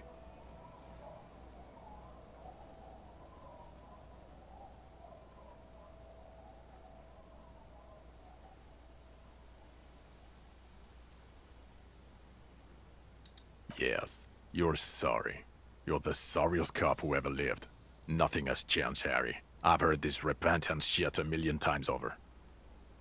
The bells aren't ringing because you have brain damage. Trant, this is where you come in. How bad is it? Well, he doesn't have visible tremors, he talks without slurring, he can drive a boat, he's standing, reasoning. All good signs, but complete retrograde amnesia, episodic and semantic. Meaning, you forgot both who you are and the definitions of money, Isola, pound, and so on. As displayed in the station call, our interactions with him, and I don't want to be a snitch, but also mine with him before when Harry did not seem to know who I was. It's all very interesting. Interesting? Yes, interesting. I have my theories, but I would like to hear Harry's thoughts first. Harry, what do you think happened to you? Neurologically, psychologically, and why not socioeconomically?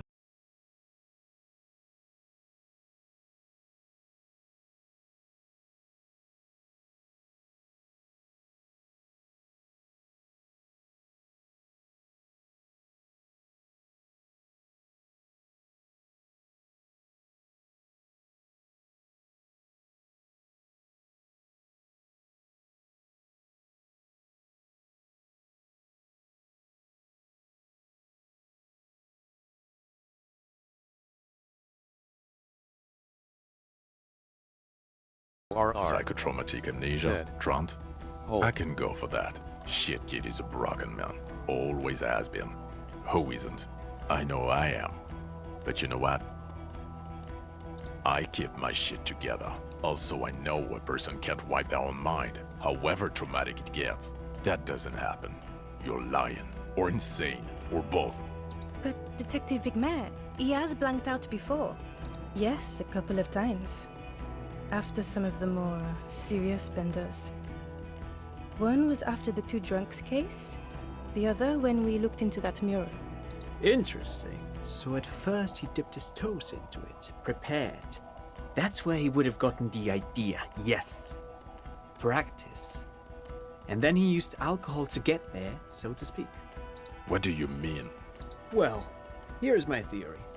What if this is an absolutely normal reaction to the world we're living in? What if this is not a significant anomaly at all? Something to be explained, approached as a defect? Look at the sensory input here. Look at the ruins, the neon.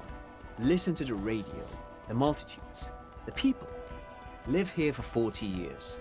As a police detective, he's like a magnetic reader on the world team, to borrow a known metaphor.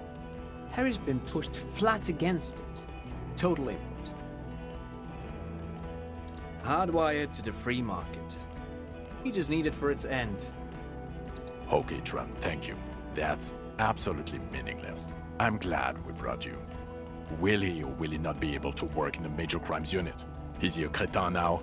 I want to know that. He's not a cretin, and he is able to do work. If not in his previous leadership role, then as a line detective.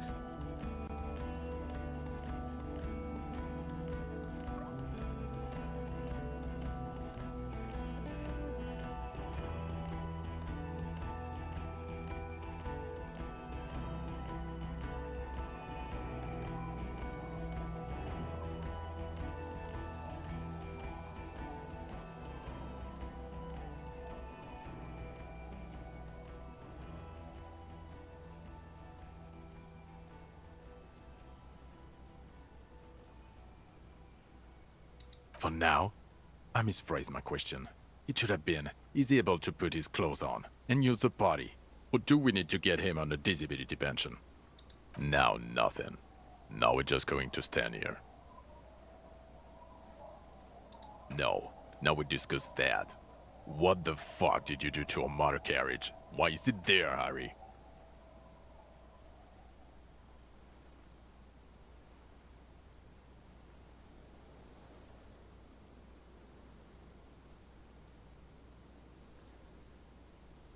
Ah, so refreshing. He just admits it. Thank you for your honesty. Thank you for destroying 45,000 real of police property that's coming out of everyone's payslip. It doesn't matter. Your badge, Harry. Show me your badge.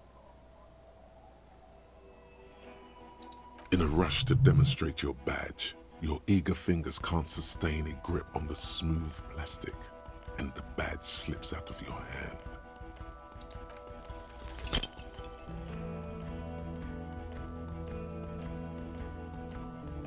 You You juggle the badge for a second, unsuccessfully, and it lands on the ground, some 2 meters away. Ouch! You strained your elbow trying to catch that stupid thing. Damn it. He found it. He found it, Jean. It's his badge. And your gun? As if having your badge and gun are natural states, not achievements.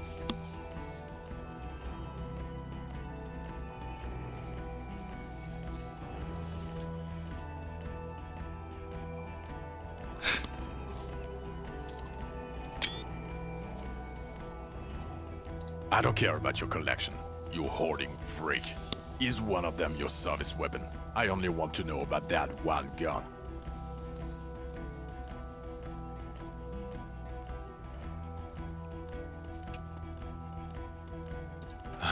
He has it. And he didn't drop it. You're drunk like a bum, Harry. Put that thing away before you kill someone.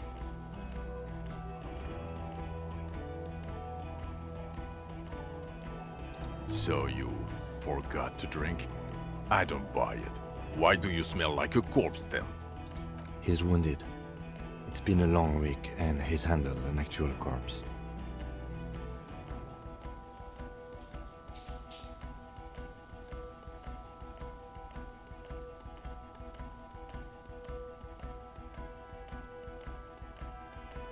A bit of a week? You're drunk, and you let a suspect escape, a certain Clasier, because you were too drunk to assess a flight risk. We've read the report, Sari. Lieutenant Kitsuhagi's. We know.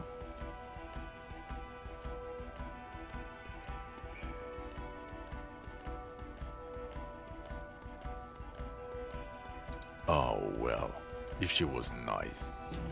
I'm not even gonna get into the other suspect, the one who shot herself, in the head. Or the fact that you're Everard Claire's little peony now, doing I don't know what for him. That's small-time stuff, that's nothing. That's a humorous anecdote. Compared to the 8 people who were gunned down, the streets are literally red with blood, Harry. It was fucking mass murder.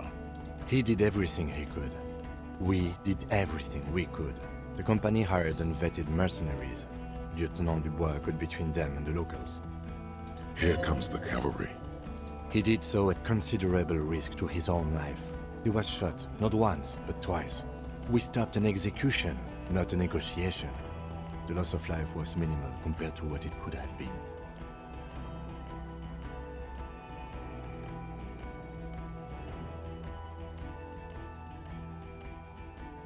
Thank you for the input, Lieutenant Kitsuragi. I didn't mean to suggest you didn't handle the situation. You've spent the week with him, on this case. What is your take? On the case? On Lieutenant Geoffrey Dubois. Well, the drinking, the gun losing, also losing the badge. That's all true. Although he has not been drinking on the job this week. See? 1 week. Then there's the self-flagellation issue. He likes to apologize, profusely, making it sound like he's guilty of at least first-degree murder. It's not a good communication strategy for an officer. It's worrying, especially considering his political views. Detective Dubois is, as you may know, a Mazovian socio-economist. He's even gotten involved in a highly theoretical underground reading group, which, again, for a police officer, is unusual. You should yell something. Yes, let's let the big boys talk. And then there's the motor carriage in the sea, something I was not present for. But despite all this, he is a great detective, one of the best I have seen, in fact.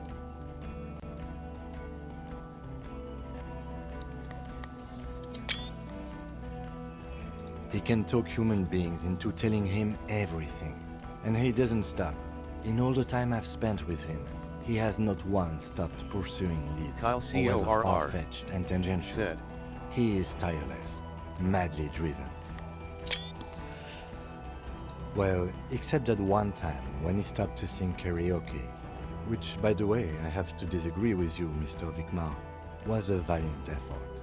He really sang his heart out. Okay, he did something. Other than that one time, he has tirelessly worked on the case, and he solved it. We have a confession, a murder weapon, and the perpetrator, locked on the island right now, awaiting transportation. He apprehended a revolutionary brigade who stayed hidden for 50 years, ever since the revolution, who's probably committed other murders over those years. Oh, and he also discovered a new species. I gotta take all these screenshots because I'm assuming a lot of these are depending on how you played the game. So I want to. It makes me want to take a screenshot because it's special to how I played it. A new species? A colossal stick insect. It was on the island, camouflaged as a reed. Kyle CORR. Unfolded said, from the reeds. Yes, they are I common. think we may be dealing with the Insulindian phasmid. He takes out the photo of the phasmid and shows it to the officers across the yard. The wind blows, flapping the glossy rectangle in his hand. You hear gasps beneath the howling of the wind. As you can see, it's about 3 meters tall. In fact, we think it may be the largest land invertebrate ever discovered. Fucking hell is that? Is this somehow connected to the case? Detective? The old man was not aware of the phasmid's presence. Exhibiting a strange, atypical dementia, he fell into a stupor after its appearance. He became near catatonic. So it is connected. I must say, this is absolutely extraordinary. I don't even have words for it. Yes, it really does make it hard to fire the drunk. This is a very, very sad man who has just seen something that's made him forget his sadness. Now you make your case. Now is the time. Now or never.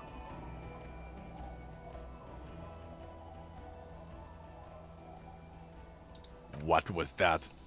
It sounded like you set up a nightclub in the church.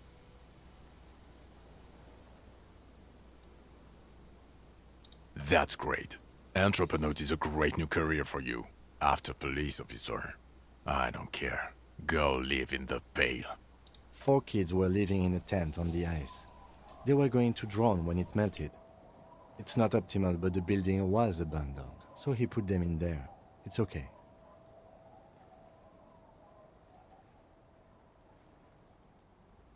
It's not that okay. Get off this subject now.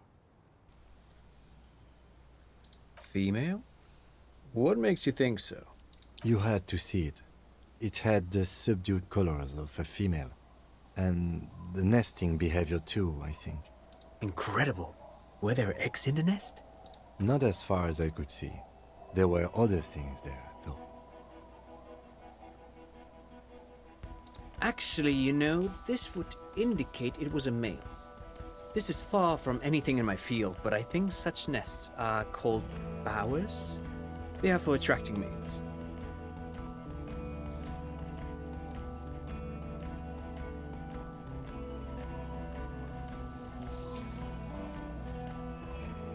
Of course, as I said, I'm only guessing. I didn't see it.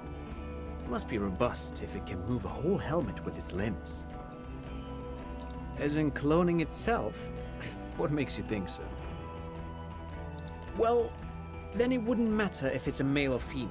The bower would just be rudimentary behavior from before the parthenogenetic mutation. That makes sense. Yes. Very interesting. Such organisms are extremely vulnerable to disease. A single strain of bacteria could wipe out the whole species. We're probably looking at conservation efforts here.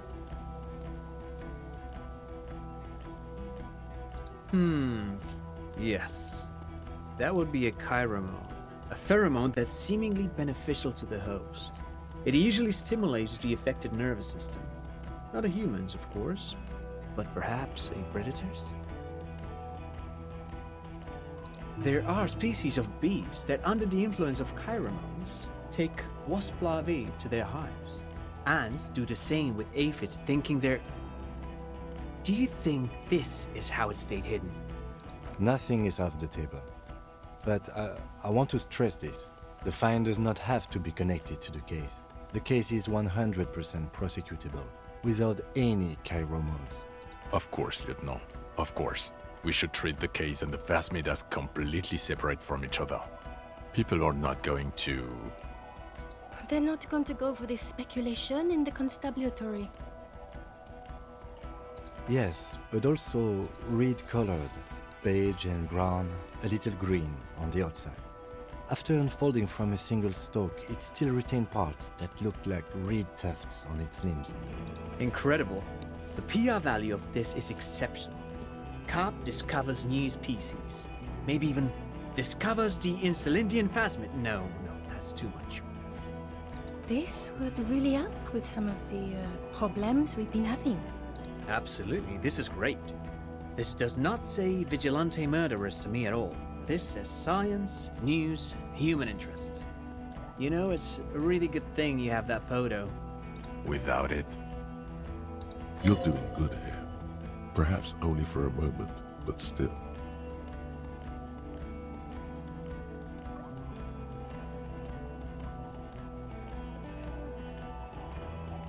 Lilianovich. A revolutionary matronym. The custom started in Grad, where they have patronyms. Krasovich, Lasovich, etc. The revolutionaries saw this as a chauvinist atavism, so they used matronyms, derived from the mother's name instead. This man's mother was Lilian, his Lilian's son, Lilianovich. The custom was overturned after the revolution failed, but not before it made it to Revachol. So, it is what a soldier of the ICM would be called. Thank you, Trant. Thank you for that piece of cultural theory. You said you have a motive? Of course, excuse me, I just thought it was noteworthy.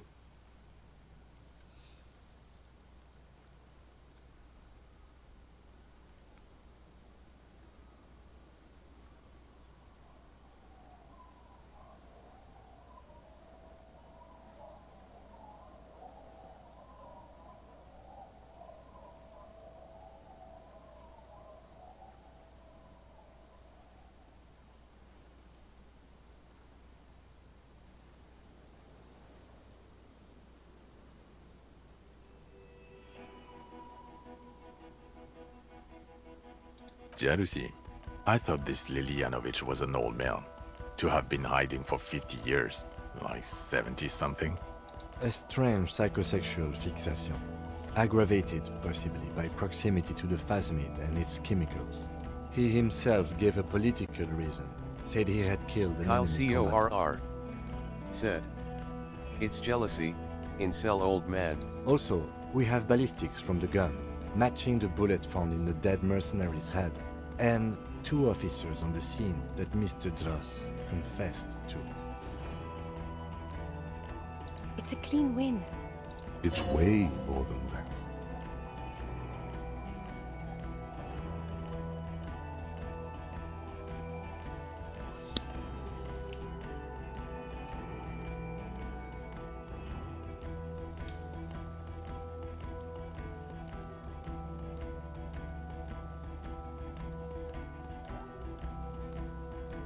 Get over yourself. You're not a perfectionist. You're a cop and you did a good job, with a lot of help from Lieutenant Kitsuragi.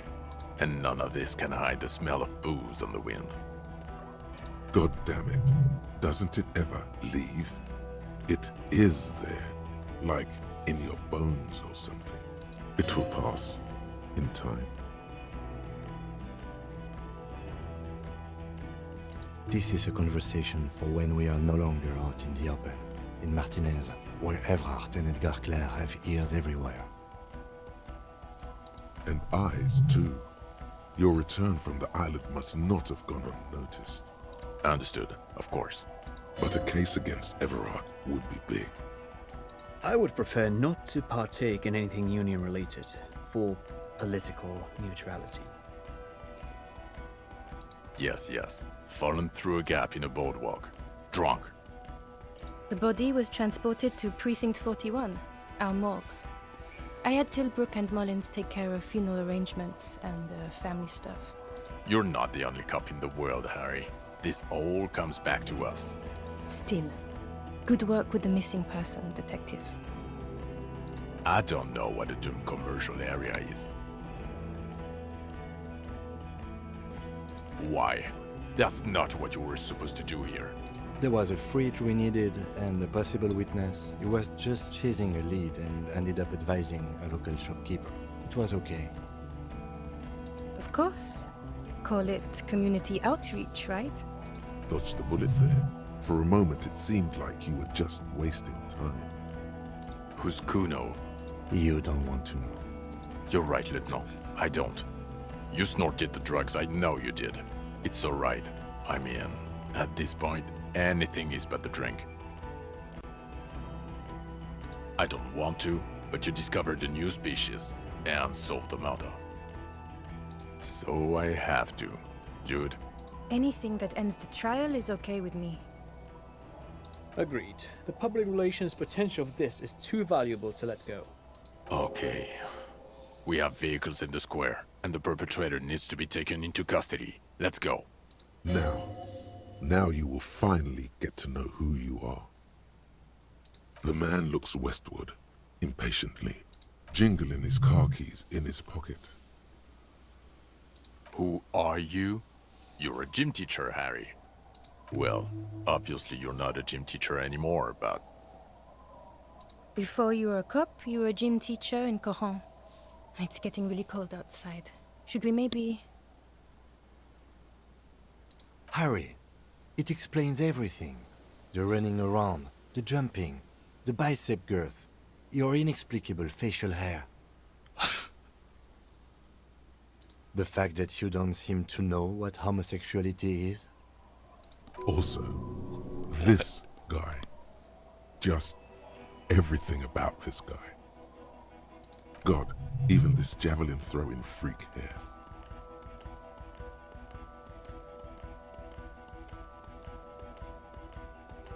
In your 20s or late 20s, you've really let yourself go since then. Yes, you taught gym in school. I believe that's the term. Taught gym at a high school. You were a high school gym teacher. The smell of sweat and glue. The worn floorboards. High school. Harry, your goings-on with Kuno, Andre, Acel, the whole thing on the ice. That's why you are so juvie. His smirk Kyle suggests CORR barely contained laughter. said. Jim Harry. The regular. You found some chick. She inspired you to fight the big fight. Be more than you are. All that. You, every morning, walking from Voyager Road to teach gym. She, leaving for the academy with her spring coat on. The air filled with the smell of smoke and raspberries, and incredible hope. An ocean full of hope. I knew it. I knew no normal human being can run like that. He's an honest-to-God gym teacher. It's not a mystery. Some chick fucked you over. Also, Kyle you were drunk. CORR said. Learning some Harry lore. You really went with it too. Really maximized the damage. Yeah. Dora England, I think. Not Dora Dubois.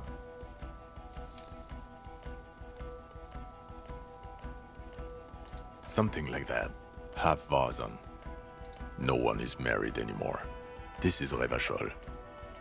God, I don't know. 6 years ago, she was way before my time. 6 years and you haven't gotten over it. What the hell is wrong with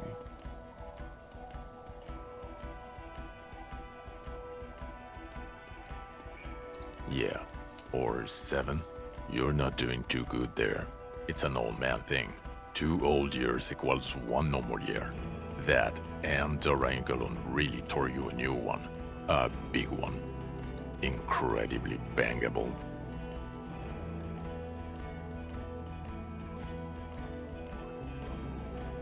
She was incredibly fuckable. A beautiful bourgeois woman. Way fierce. Like a Welkin, basically. Heartbreak, Welkin. Pain, Welkin. I've only seen a picture, but it's obvious you formed Kyle a real CORR spiritual connection with how pretty said, she was. Come One you never LMAO. recuperated from. Look, the sun is going down. It's time to go home. I think she taught in the Académie des Arts, east of the river. Way east. Hard to say which came first, the middle-class chick or the drink. Egg and the chicken kind of thing. My point is, you need to see a psychiatrist about this shit. Not a psychologist. Several degrees harder. Is there something harder than a psychiatrist? A forensic psychiatrist? Go talk to that. In other words, he's heard enough about this. No. You're too unstable to work for a mob boss. You're suicidal, Harry. No mob boss would take you.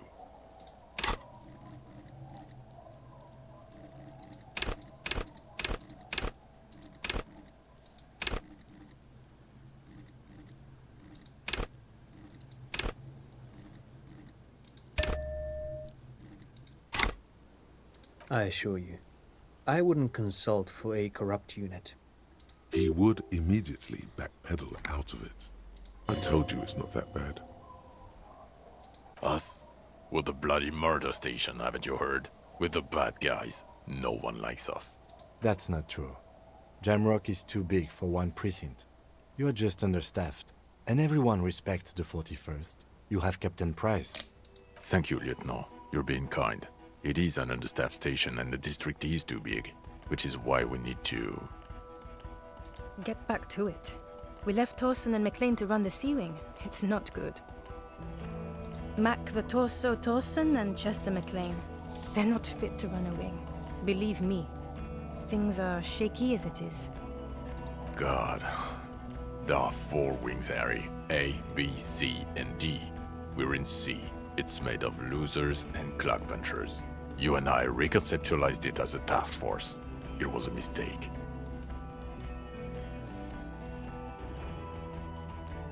There's also a lot of outside help involved, not only me. Other losers too. He's anything but a loser. Although he would like to be seen as one. It's cooler that way. Ptolemy Price? He's the son of the old Price, one of the founders of the RCM. He's one of the most highly regarded men in the force. You're lucky. Somewhere under the curved roof of a former silk factory, shaped like a ladybird with 2 chimneys, Police Captain Ptolemy Price sits behind a heavy wooden desk. Resident medic Nix Gottlieb pours him coffee. It's silent in the captain's office. They speak of change, the city, the tension on the streets. They speak of the events of April and the blood on the streets in May. So he remembers that. Yes, there may have been a raid on some churches. It wasn't good press. Shooting up churches never is. I was out of town, to be clear. Our enemies were hiding in a church, to the best of our information. That's it. I'm not talking about this anymore. Your security clearance is shit tier right now. You have to wait for it to go up. Your clearance will not go up while you're within earshot of the Union headquarters. Okay, it's not the bloody murder station. It's an old converted silk mill with green desk lamps and a coffee corner. A lot of good people work there, hard, every day. Jamrock is the largest ghetto in Rivershaw. Faubourg, technically, but it's divided into 11 districts. Jamrock only has us. The press will blow over. Jamrock is lucky to have you, and it's often considered to be the greatest of the districts. You're lucky to have him. Thank you again, Lieutenant. Who is Lena? She lives at 1113 Tabernacle Road in Jamrock, remember? Tabernacle? It's on the way over. Near where you live on Perdition. Fine, if we're gonna drop you off anyway. She and her husband were conducting the search for the Phasmid. It's their discovery, in part. They should know as soon as possible. It would do you good to deliver some positive news for a change. She is going to be over the moon. Watch out or she'll faint. Well, First, I will go back to my station and write the most detailed report anyone has ever seen. It will have to be good to cover all these. Then I will have a serious talk with my captain. Detective, we just stopped a small-scale war. Something is happening to Revachol. I don't know what yet, but it's going to be a hard spring for the RCM. We need to get ready, infiltrate, investigate. Talk to Captain Price? I'd rather not ruffle the feathers of two captains with my doom-mongering.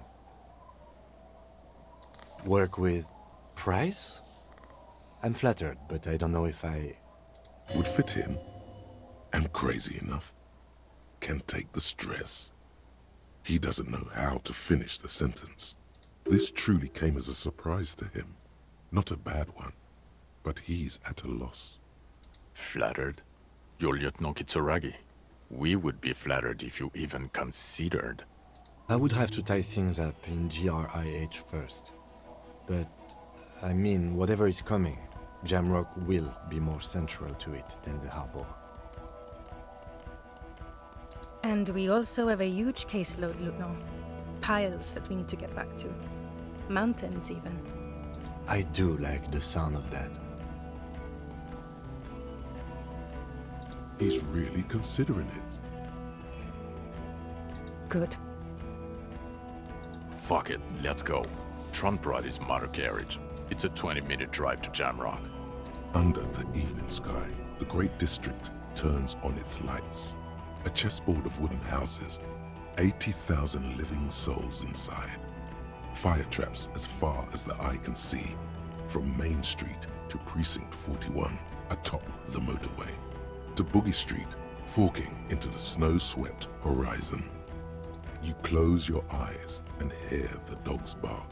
A lone woman sits by a factory window, dreaming of meteorite strikes.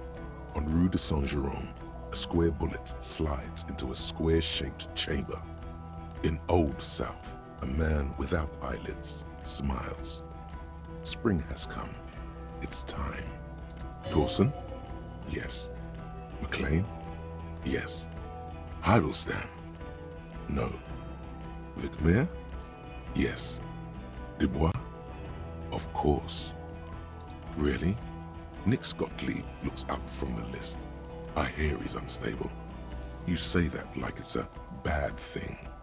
Captain Potomny Price gestures with a ballpoint pen. It's dim in his office, and the curtains are drawn. Harry's our man. He'll pull through. When he does, he'll side with the people. Understood. Gottlieb returns to the list. Minnow? Of course. Wonderful. Then can we please just go back to Jamrock now?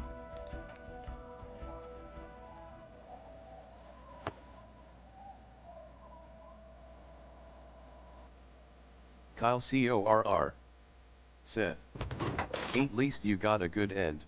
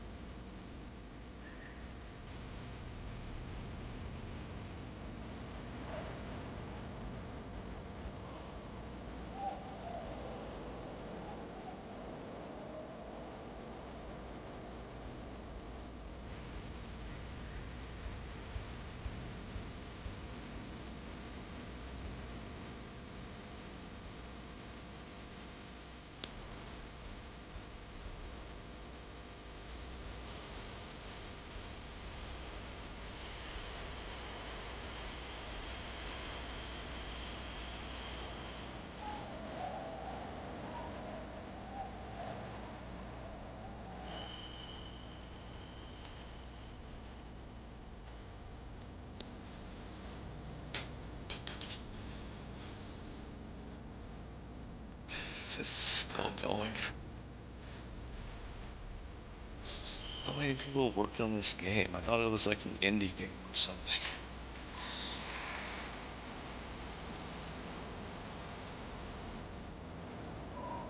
Or a small studio.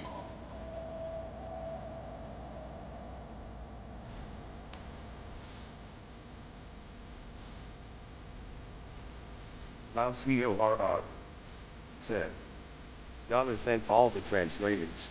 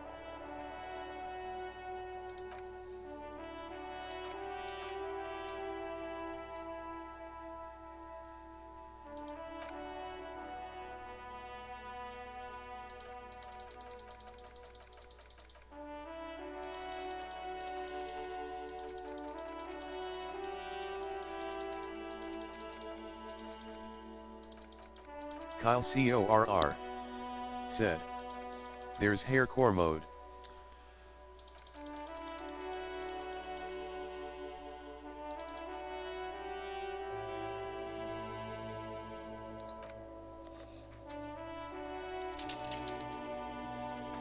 Kyle CORR said, "Hardcore."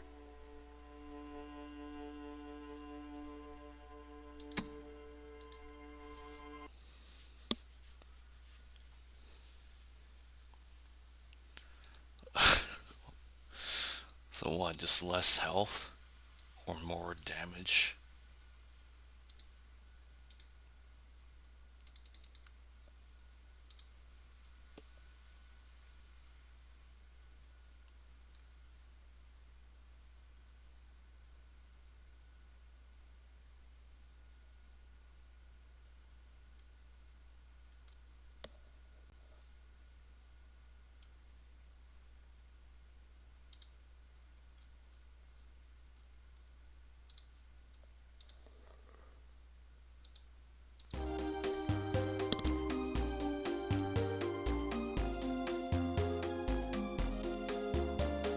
Kyle CORR said, "Healing items cost more, you find less money, and checks are slightly harder." Comet said, "Get a buy."